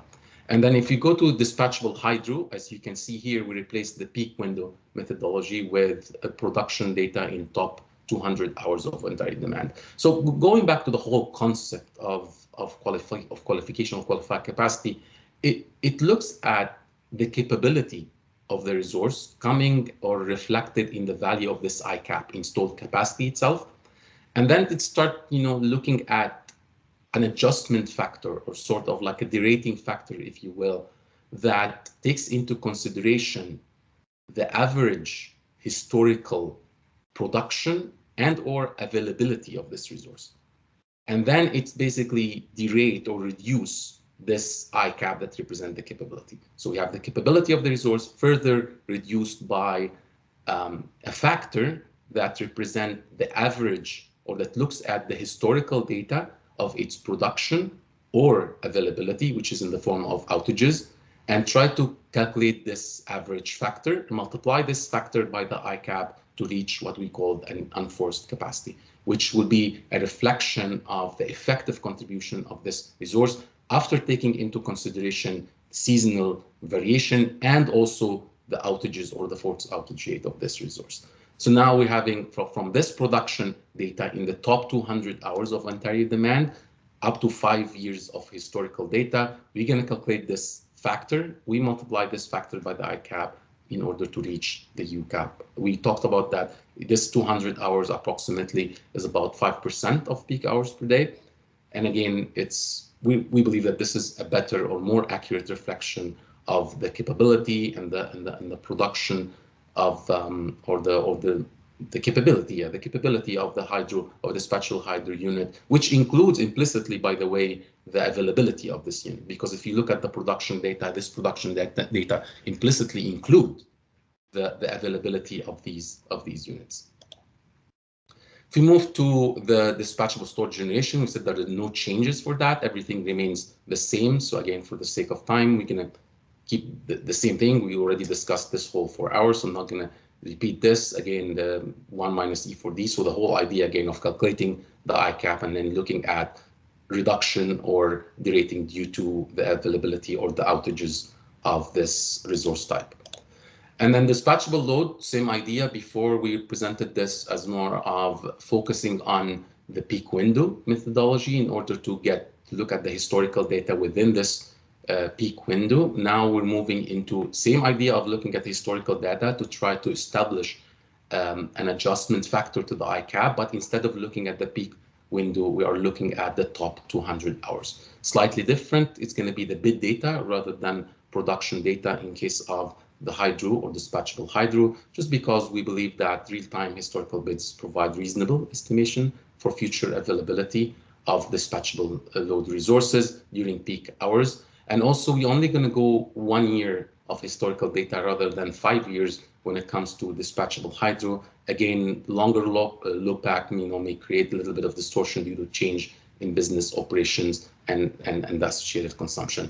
So the question is, like, what if we have a new dispatchable load, or like someone that doesn't have enough data? Then we're going to be using a class average for new resources. We're going to be, of course, communicating the details about calculating those class average. And I think that the concept of using class average will be among most of the resources that we don't have enough historical data. So as we said, there's always a rely, or all the expected contribution of those resources is based on their either production or availability, historical production or historical availability. Whenever we don't have enough data to build this or to calculate this average, then we're going to use what we refer to as a class average, looking at similar technology or similar resource type and trying to extrapolate or estimate a value to replace this historical data or the average from historical data.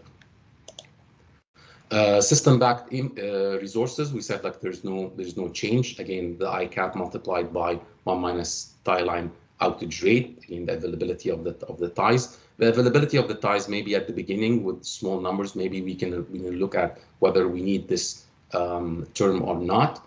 But for resource-backed import, as you recall from before, we had another term in addition to the tie line outage rate, which was the transmission losses. We got rid of this one. So right now, if the resource-backed import is within a neighboring jurisdiction or an ISO with a fungible UCAP product, then we can just use this UCAP value and multiply it by 1 minus tie line outage rate.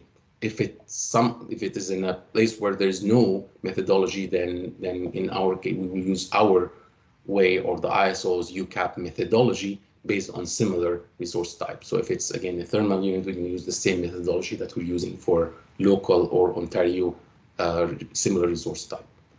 The key point here, as we said, that the rates associated with transmission losses will not be included in the initial proposal that we had before. And to replace this, we're going to be utilizing other requirements. And again, the whole concept of these requirements to ensure deliverability of the resources capacity include and these ones, because the problem that when you have a system back, the entire neighboring jurisdiction is backing these megawatts. But when you have a resource, first of all, you don't know where exactly the resource is located.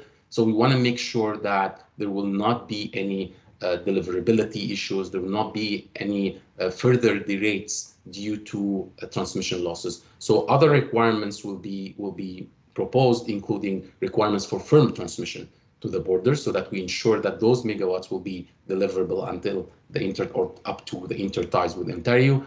Import must offer can also be another thing, and support from backing jurisdiction can also be another requirement. So one of these, again, examples here for other requirements that we can impose in order to make sure that we have or we ensure that those megawatts from a resource-backed import will be deliverable up to the border with Ontario. So I'm going to stop here before heading to Fahad to walk us through the updates to HDR qualified capacity methodology and see if we have specific questions. Thanks very much. We do. One question came in. It's from Julian. Do you have a list of ISOs with fungible UCAP products?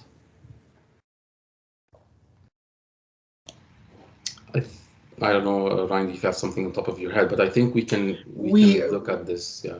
Yeah, I don't know if we have a list, but generally, for instance, the New York ISO has something called the Gold Book, and it has all the generation that's listed, its ICAP value, its UCAP value. I mean, to our minds, that's probably our first port of call, but it's something that we would probably discuss with the ISOs themselves. And we just want to make sure that we understand what they've done and that it kind of meets our requirements. So it's something that we'll probably come back with after we've had some further discussion with ISOs, which I should note we're starting in the next few weeks.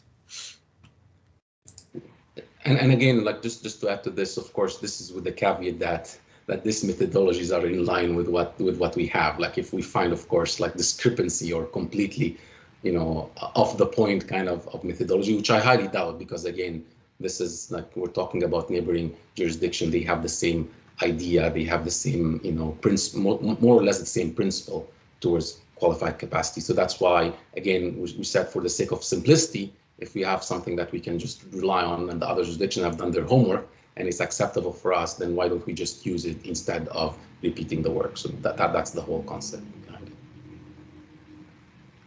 it. And I don't think we have any other question for the time being, so maybe I'm going to raise my hands and then Fahad can have control over this. Thank you. Thanks.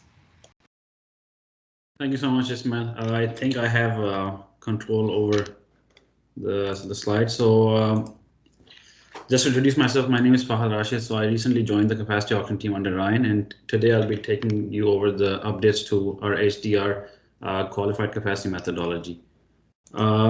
So I wanted to start off by talking about what do we do in today's auction world and how do we want to introduce this capacity qualification methodology.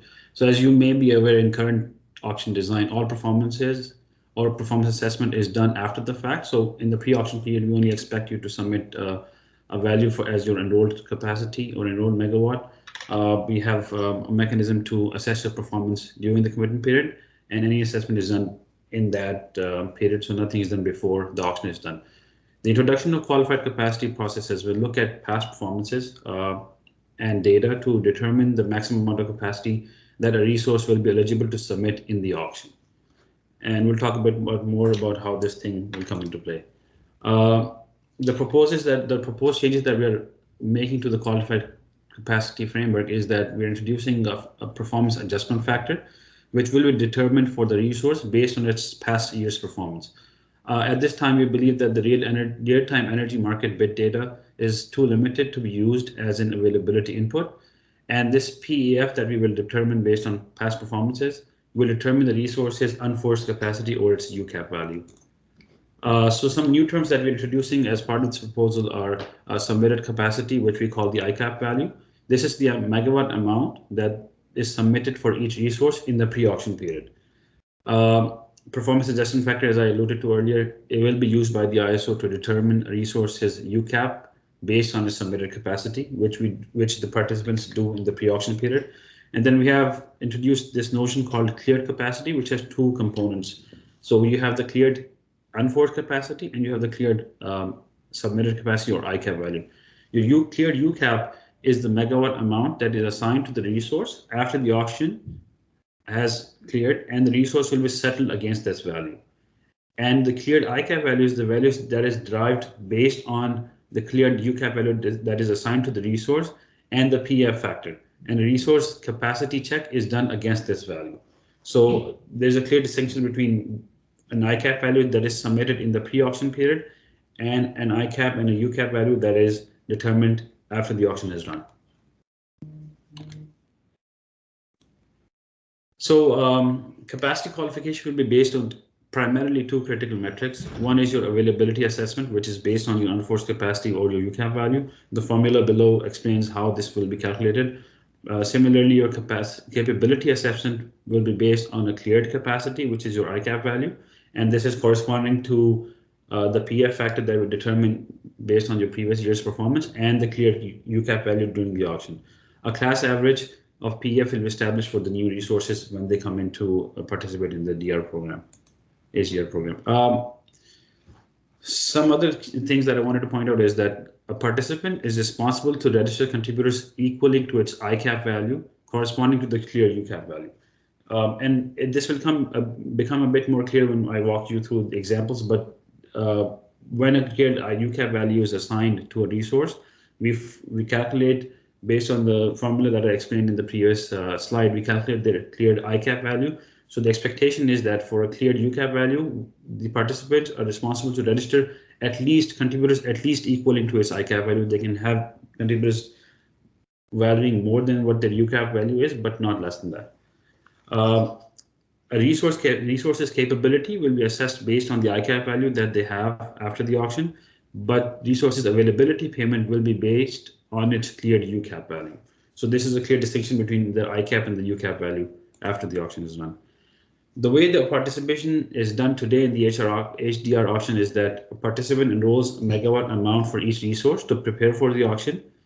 During the auction window, participants can offer a megawatt amount up to their enrolled amount in the pre-auction period.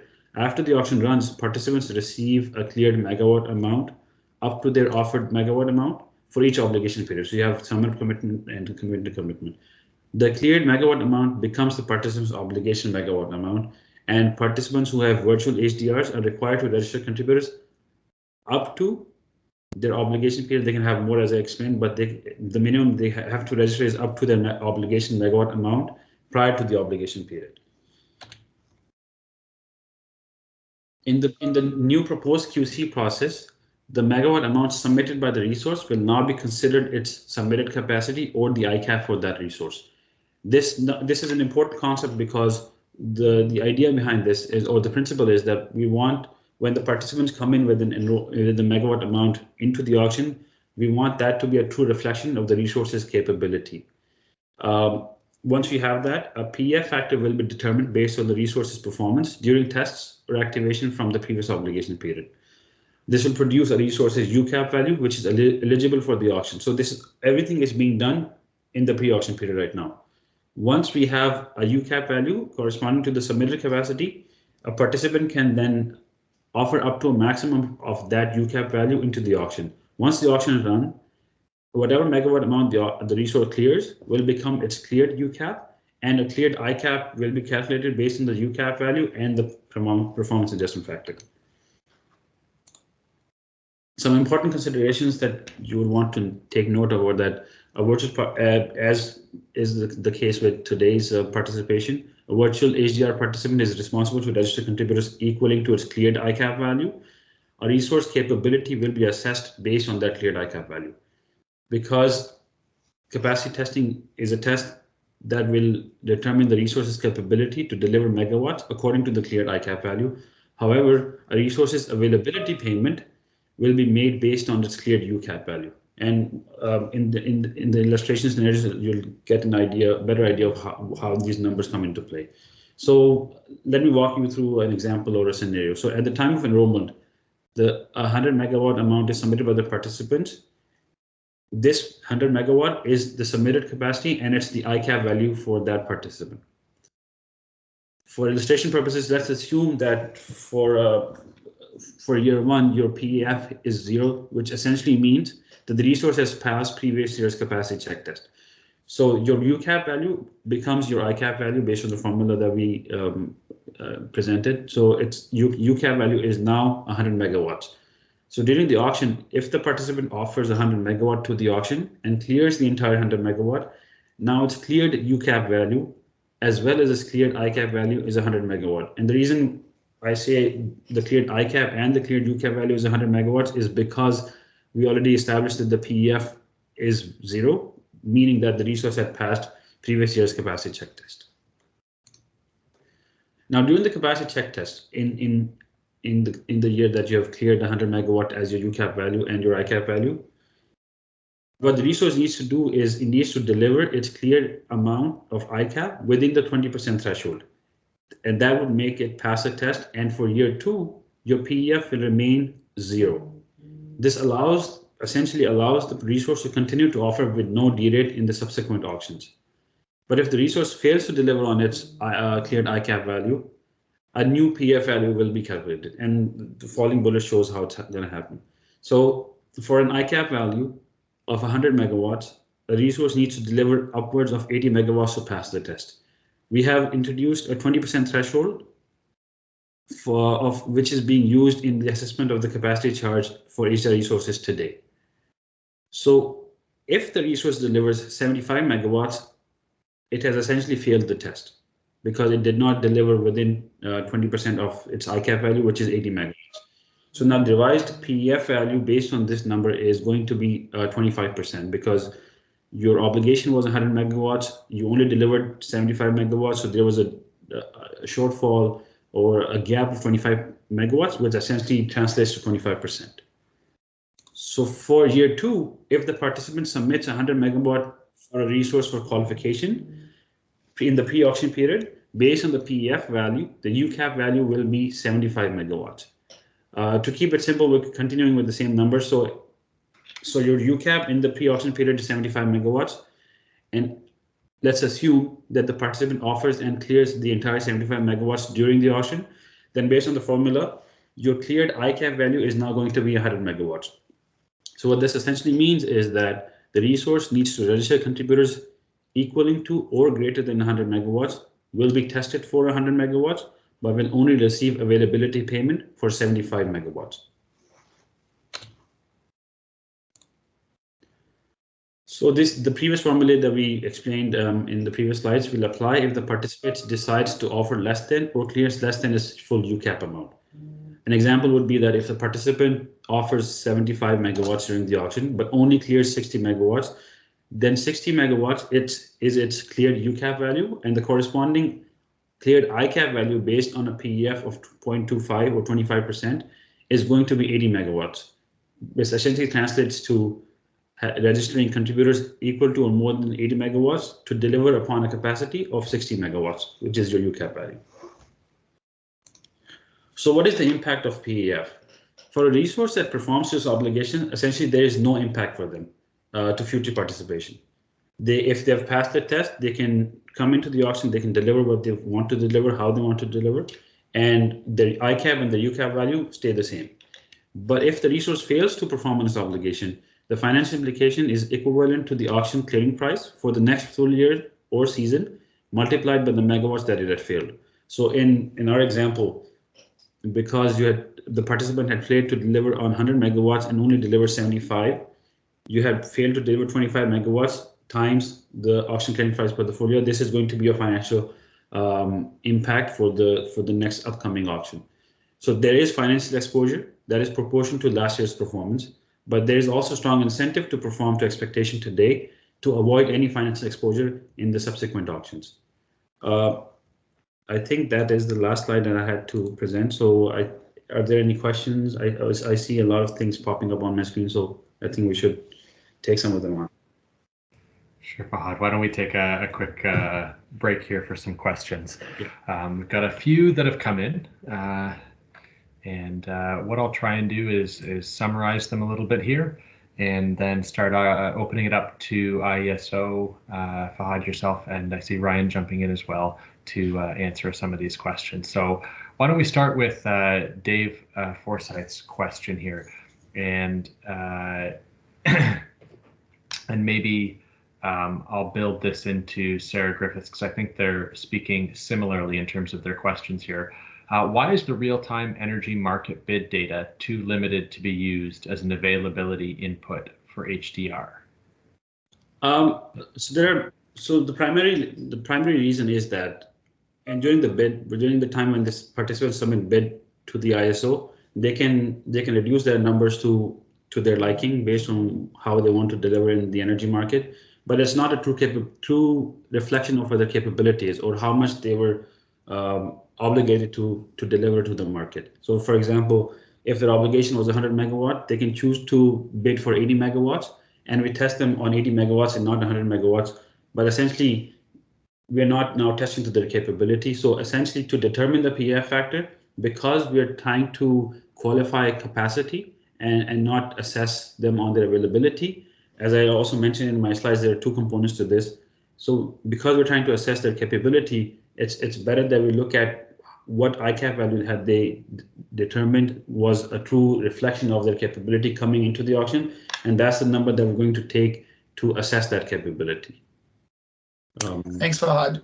The other thing I just wanted to mention is that we have to account for the way that the resource participates in the market, and I think this is consistent with every resource that we go through in the discussion today. How they participate matters a great deal in how they're qualified. The participation framework for hourly demand response has a standby provision. If that standby provision isn't issued on that day, then there actually is no real-time energy market bid requirement. So we have to accept the fact that there is a very, very limited pool of real-time energy market bid data, which would not be an appropriate input considering looking at how we're using bids and availability of other resources. It's just too limited a pool.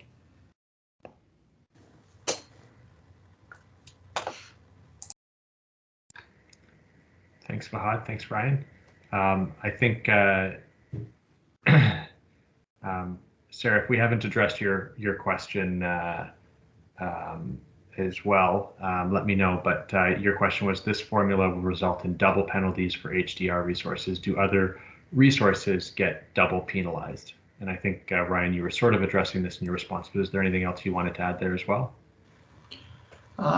Actually, I wasn't 100% sure what the reference to the double penalties was. I don't know if others listening in, Fahad, if you have that, but I wasn't certain. Sarah's got her hand up, so maybe she can clarify.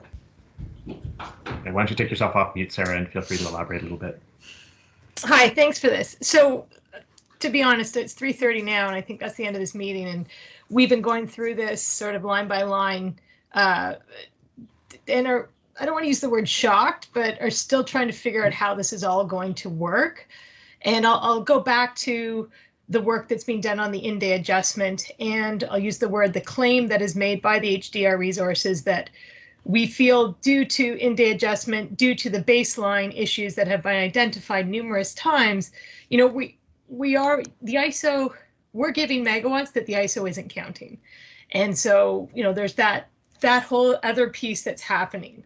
So, you know, this has been a claim since probably, I think, 2018, we sat down with ISO and walked through this. So now we're getting this new way to qualify. And now it looks like you're going to lose, if you miss a test, you lose, you know, you lose your availability payments for the month. And I'm not going to be precise in this because I don't have it right in front of me. And then the next year, you're going to have to basically supply more megawatts than, and so the 80 to 60 or 100 to 75. So first off, I'm just going to throw in here, and it'll be in our comments. I assume that we can now request a test because the financial impact is going to be huge if a test is missed. And I would suggest that I assume all resources would want that ability to be able to retest, because I think that impacts.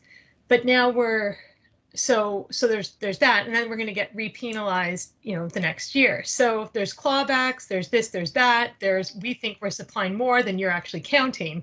So there seems like a lot of stuff going on, and just want to make sure that other resources have similar, like there's a fairness argument.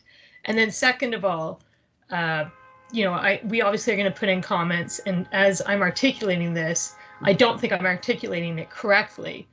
So I think there still needs to be a lot of back and forth with the ISO. But just overall, this is concerning. This proposal is concerning, in addition to, or when looking back at the work that's being done on in-day adjustment and baselines that we've been asking for the last 2 years. So I think I'll leave it at that, recognizing again it's 3:30. But I think that lots more discussions and comments will be coming in. At least I know from Anel. Thanks very much. Maybe I'll just pause before, in the event that Fahad or Ryan have any more comments, and Sarah, I think I appreciate you may have other commitments, but we're willing to keep the meeting going today if that's necessary to have some further conversations. But do hear, I think, your comment, and I think Heather as well is requesting a little bit more discussion around this. So maybe there's an opportunity to have some follow-up conversations, maybe directly with you, but certainly we're looking forward to your feedback and happy to keep the conversation going a little bit today too. We're not we don't immediately have to end the webinar.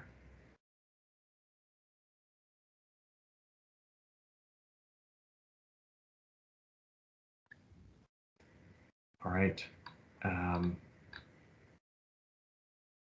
So I think in terms of the questions that came, I think I've captured them all here at this point in time. But if I've missed any, let me know. Otherwise, we can keep going with the rest of the presentation. Oh, sorry, Brandon. My apologies.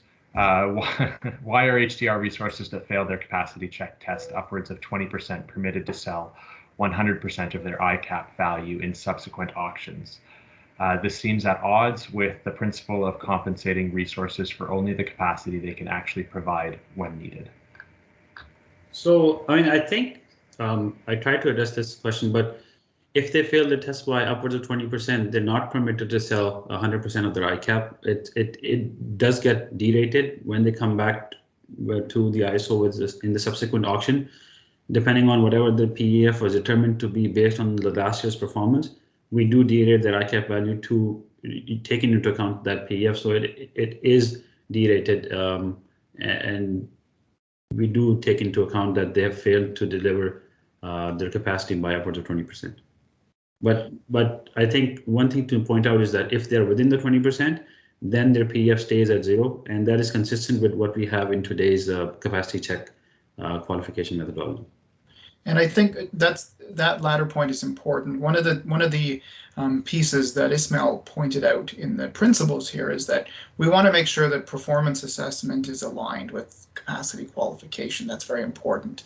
But equally as important, if and when performance assessment changes or is adjusted, and I think I mentioned it's something that we're looking at as part of our holistic review, then almost by definition the qualification would have to reflect that. So I'm just kind of noting that in addition to Brandon's comment.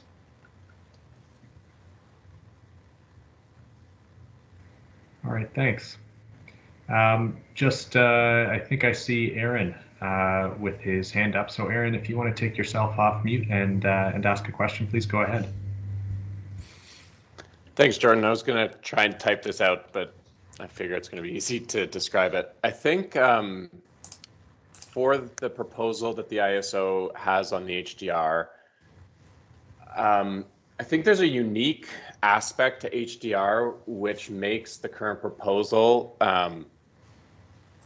sort of a very difficult implementation. So for all other resources, the physical resource is the same as essentially the ISO contracted resource, right? They're one and the same. For HDR, and in particular virtual HDR, the resource from the ISO's perspective is really just a contractual construct that lasts for a set period, right? For a commitment period. That contract creates this resource. The actual physical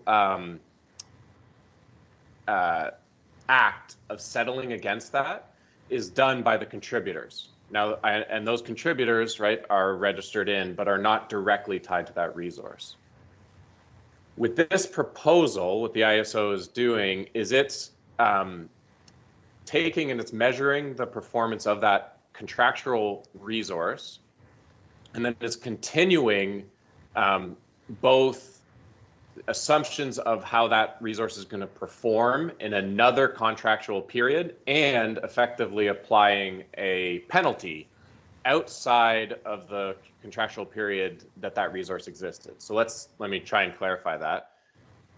I register as a 50 megawatt resource. I then I register all of the virtual contributors. The ISO understands that those are the virtual contributors, but that resource exists for 6 months, the summer commitment period of 2022, let's say. Let's say that resource does not perform well. The next commitment period, 2023, the ISO is saying that resource, we're going to treat its capacity as less, and we're going to pay it less than the megawatts it has to contribute. But that resource effectively ceases to exist outside of the contractual period that it originally was created for. And you could have all new contributors, you could have a new contractual structure. So I think it's important when the ISO is trying to apply any sort of performance penalties, especially the financial ones, that those are tied to the period within the contract period. And now we have a separation where they're across, and you guys are sort of, I think, assuming those resources are sort of static or going to be consistent across it, but they're not physical resources. They're just contractual, right? Which we then assign things to. And I think that disconnect has potential for a lot of complications and frankly, a lot of issues when you're trying to administer it. So a couple of things here. I mean, I think we do recognize that there's some uniqueness with hourly demand response, and I think that uniqueness is reflected in a number of things. How it's assessed, what its performance in the energy market looks like, how it participates. At the same time, we are trying to, as part of this capacity qualification, is that we are trying to create a level playing field where the product we're buying can be equally valued across different resource types. And to do that, we have used this principle of historic performance. Historic performance could be historic availability, historic production, historic performance on a test, historic forced outage. Every resource is going to have that as an input. We simply can't have a framework where one resource doesn't have any historical performance and others do. It's just not something that is a workable framework.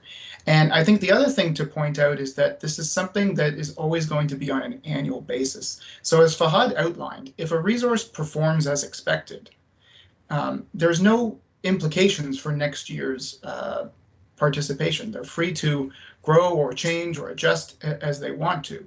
And in a sense, there's no change even if they do have a PAF. It's still up to them to pick the number that they think is the most important. But the PAF is really a D rate based on performance. And in that sense, we do think it's an appropriate piece. And to be honest, it's something that applies to all resource types. All resource types are going to be assigned an ICAP value. All resource types are going to be derated based on some kind of factor, and we believe this is the most appropriate factor, which is the performance of the resource itself during a test. Rand, thanks for that. I want to just clarify, I wasn't trying to suggest, nor do I believe it to be the case that HDR shouldn't be subject to the adjustment based on its performance and should be exempted from that process. I'm supportive of it. I recognize what the ISO is trying to do in recognizing capacity on a level playing field. I'll try and clarify my comment because perhaps I wasn't clear about it in written statements, but I was trying to flag I'm not suggesting we don't do an adjustment based on performance of the resource. I'm trying to flag that the effective assessment of the penalty for the performance of that resource is now going to be done outside of the contractual term under which that resource has been, it exists. It's going to be applied in another contract down the road that doesn't apply to that resource when that performance is assessed. That's the disconnect that I'm trying to raise that I think creates a lot of difficulty, and I would suggest is not a path that is best suited. I think they're two separate issues, the qualification and what the performance is and defining a view cap. And the second issue, and the one I'm trying to flag for you, is when the penalties for poor performance are assessed. I think those should be kept within the contractual term of any given period.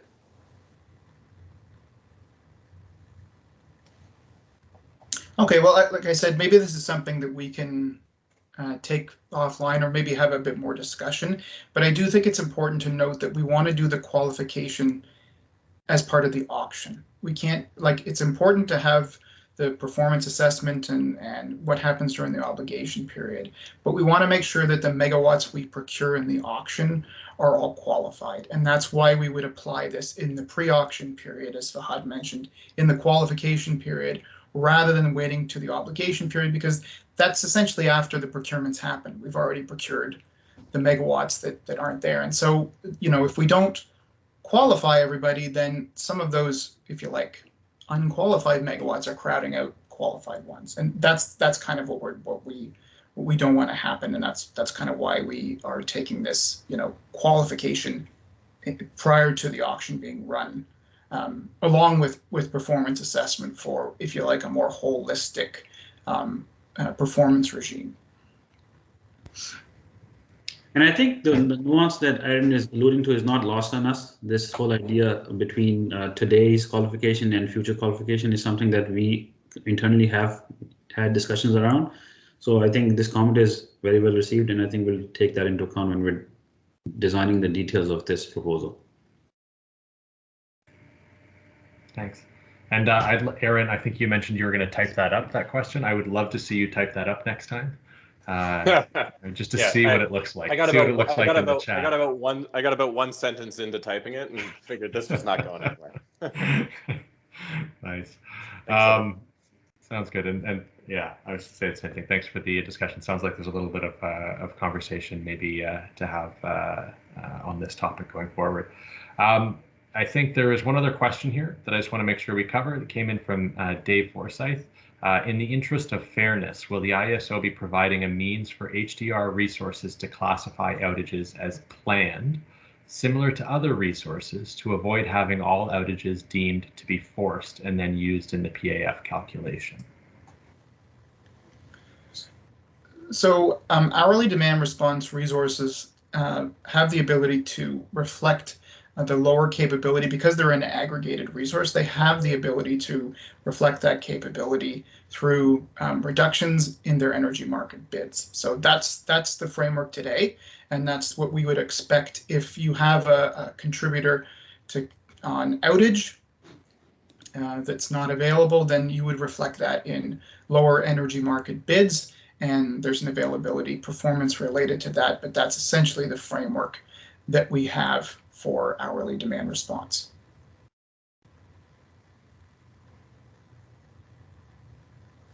I think David's question. Thanks very much. I think Dave's got his hand up. He might want to elaborate. Oh, go ahead. Yeah, go ahead, Dave. Yeah.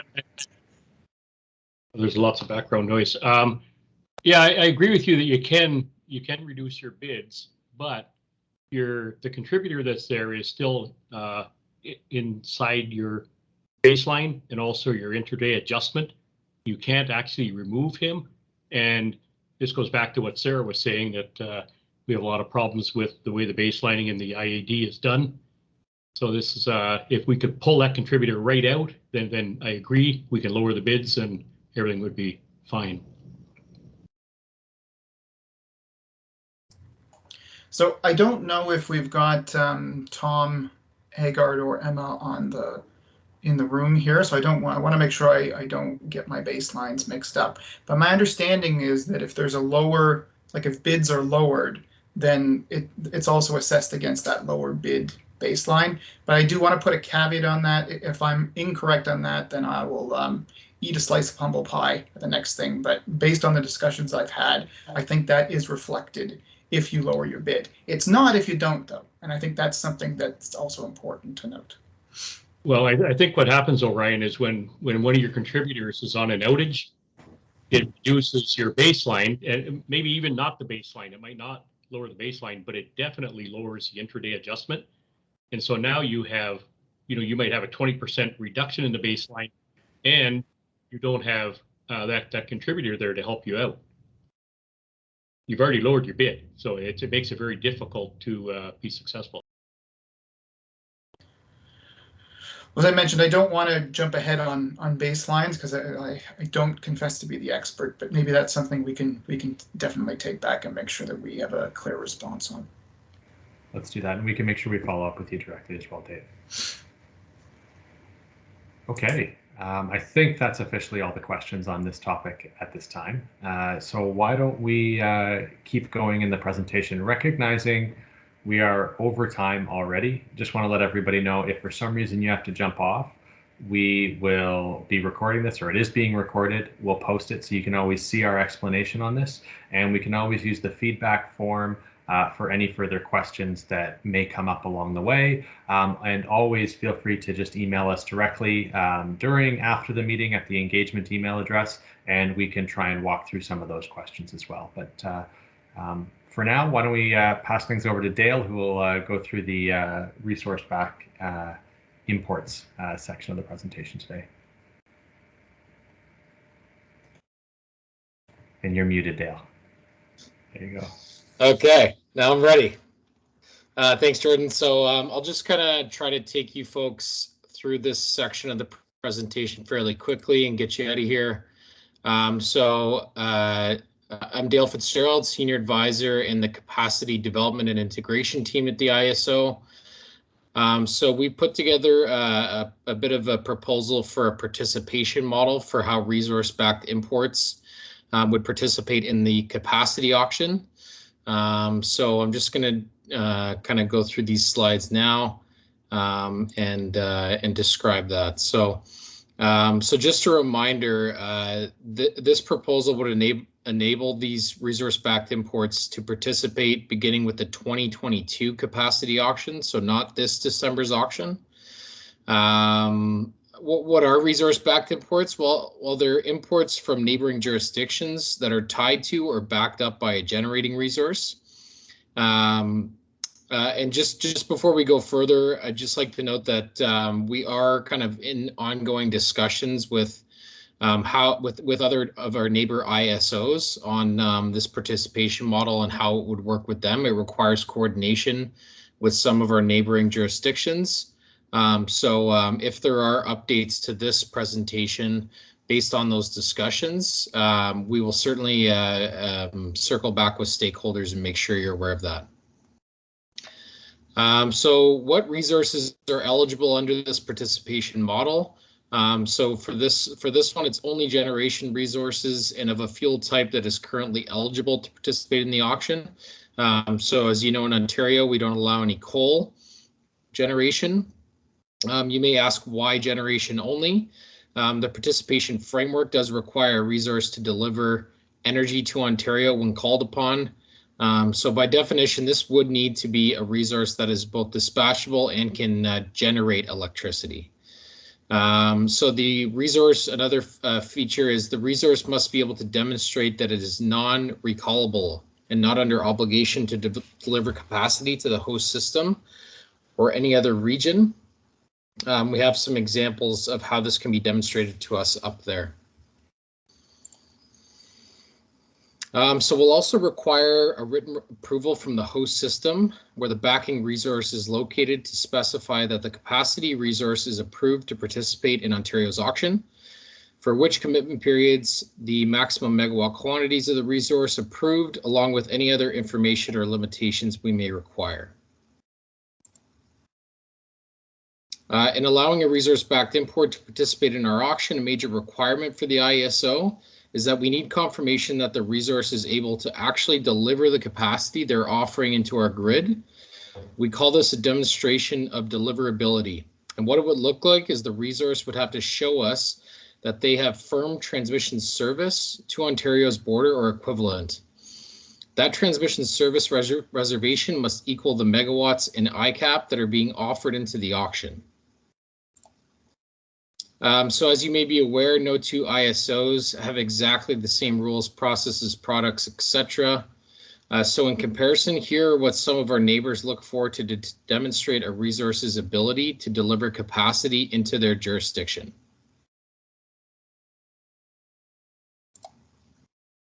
If we are able to qualify these resources and they secure an obligation through the auction, what would that obligation look like? So the obligation would be to offer supply into the ISO day-ahead commitment process through to real time for the same hours as those that apply to other capacity market participants. Availability performance would be assessed relative to energy import offer data, so not resource availability data. And penalties would be applied when offers are not submitted. Okay.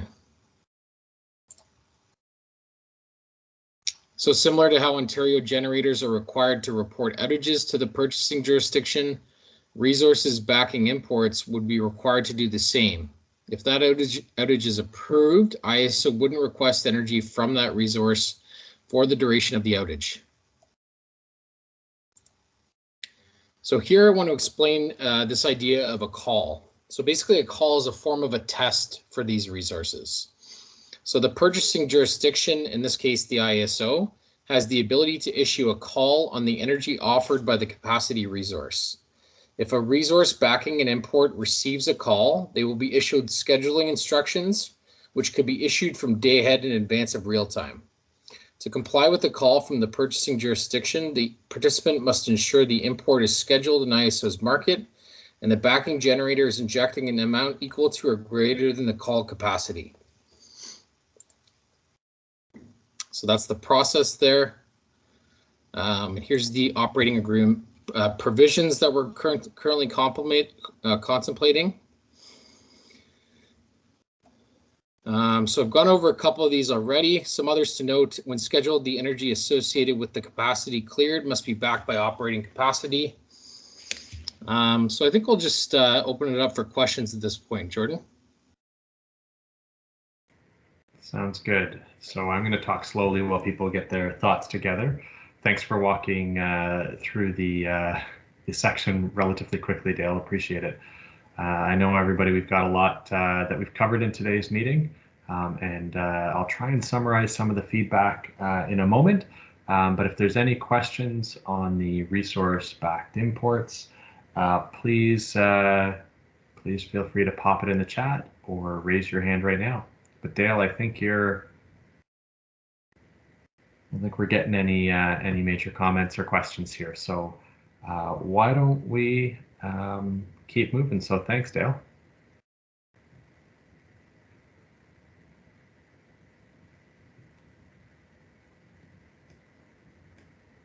All right. So just as a quick note, maybe here around technical panel, I'll just quickly note that the technical panel voted to post the proposed rule amendments for broader stakeholder comments, and you can see there's a link in the deck that you can check it out at, and the amendments reflect the updates that have been previously discussed with stakeholders. So feel free to go check it out, and the information should be there, but it should be consistent with what you would have seen coming to technical panel based on our engagement activities to date.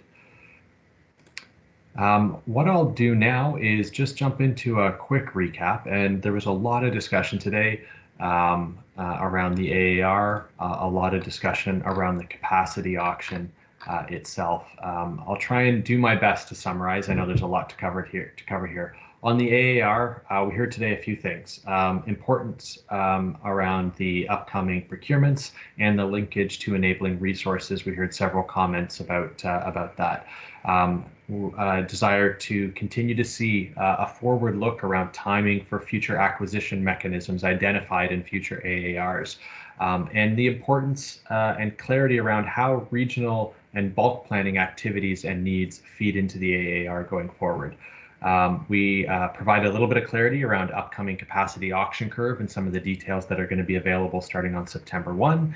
And that we also heard that individuals are looking for certainty around the future types of facilities that might be eligible in RFPs, including some questions that came in around the eligibility of emitting resources in the future, in the mid and long-term procurements.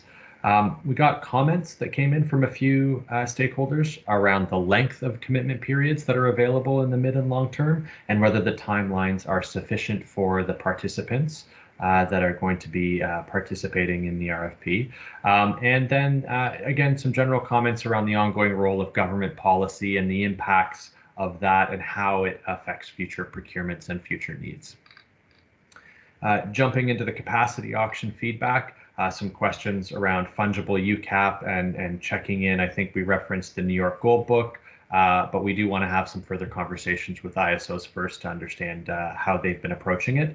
Heard some questions around the UCAP value for wind, noted that from a capacity auction perspective, that'll need to be considered in the future, but we'll need to have something in place or considered for the upcoming RFPs as well. And there's an important connection there.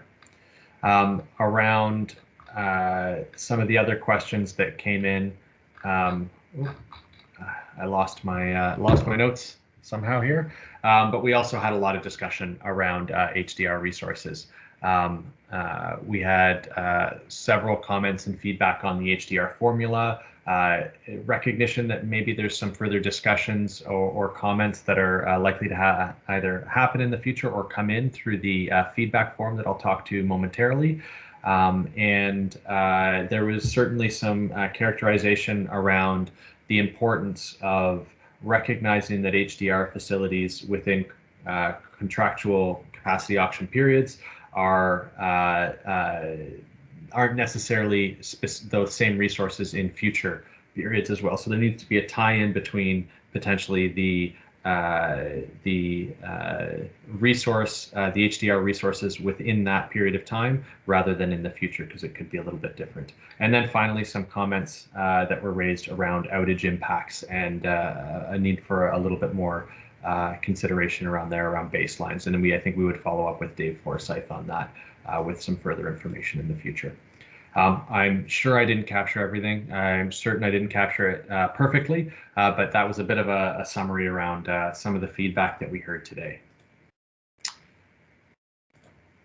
Just jumping into the feedback requests. So obviously, I think we've talked about this a number of times, same as always, 3 weeks in terms of questions and feedback. Would love to get your feedback on the QC proposals and resource back import framework. There may be some other meetings that we might need to take place. I think HDR would be an example of that. But if you can provide all your written feedback to engagement@iso.ca by August 13th, and please do use the feedback form. It's already posted and up and available for you. And if we didn't have all the categories or questions up there, there is that general section where you can provide any additional comment or questions that you think might be helpful. We'll do further discussion with stakeholders at the August 24th to 26th engagement days around performance obligations and the assessment.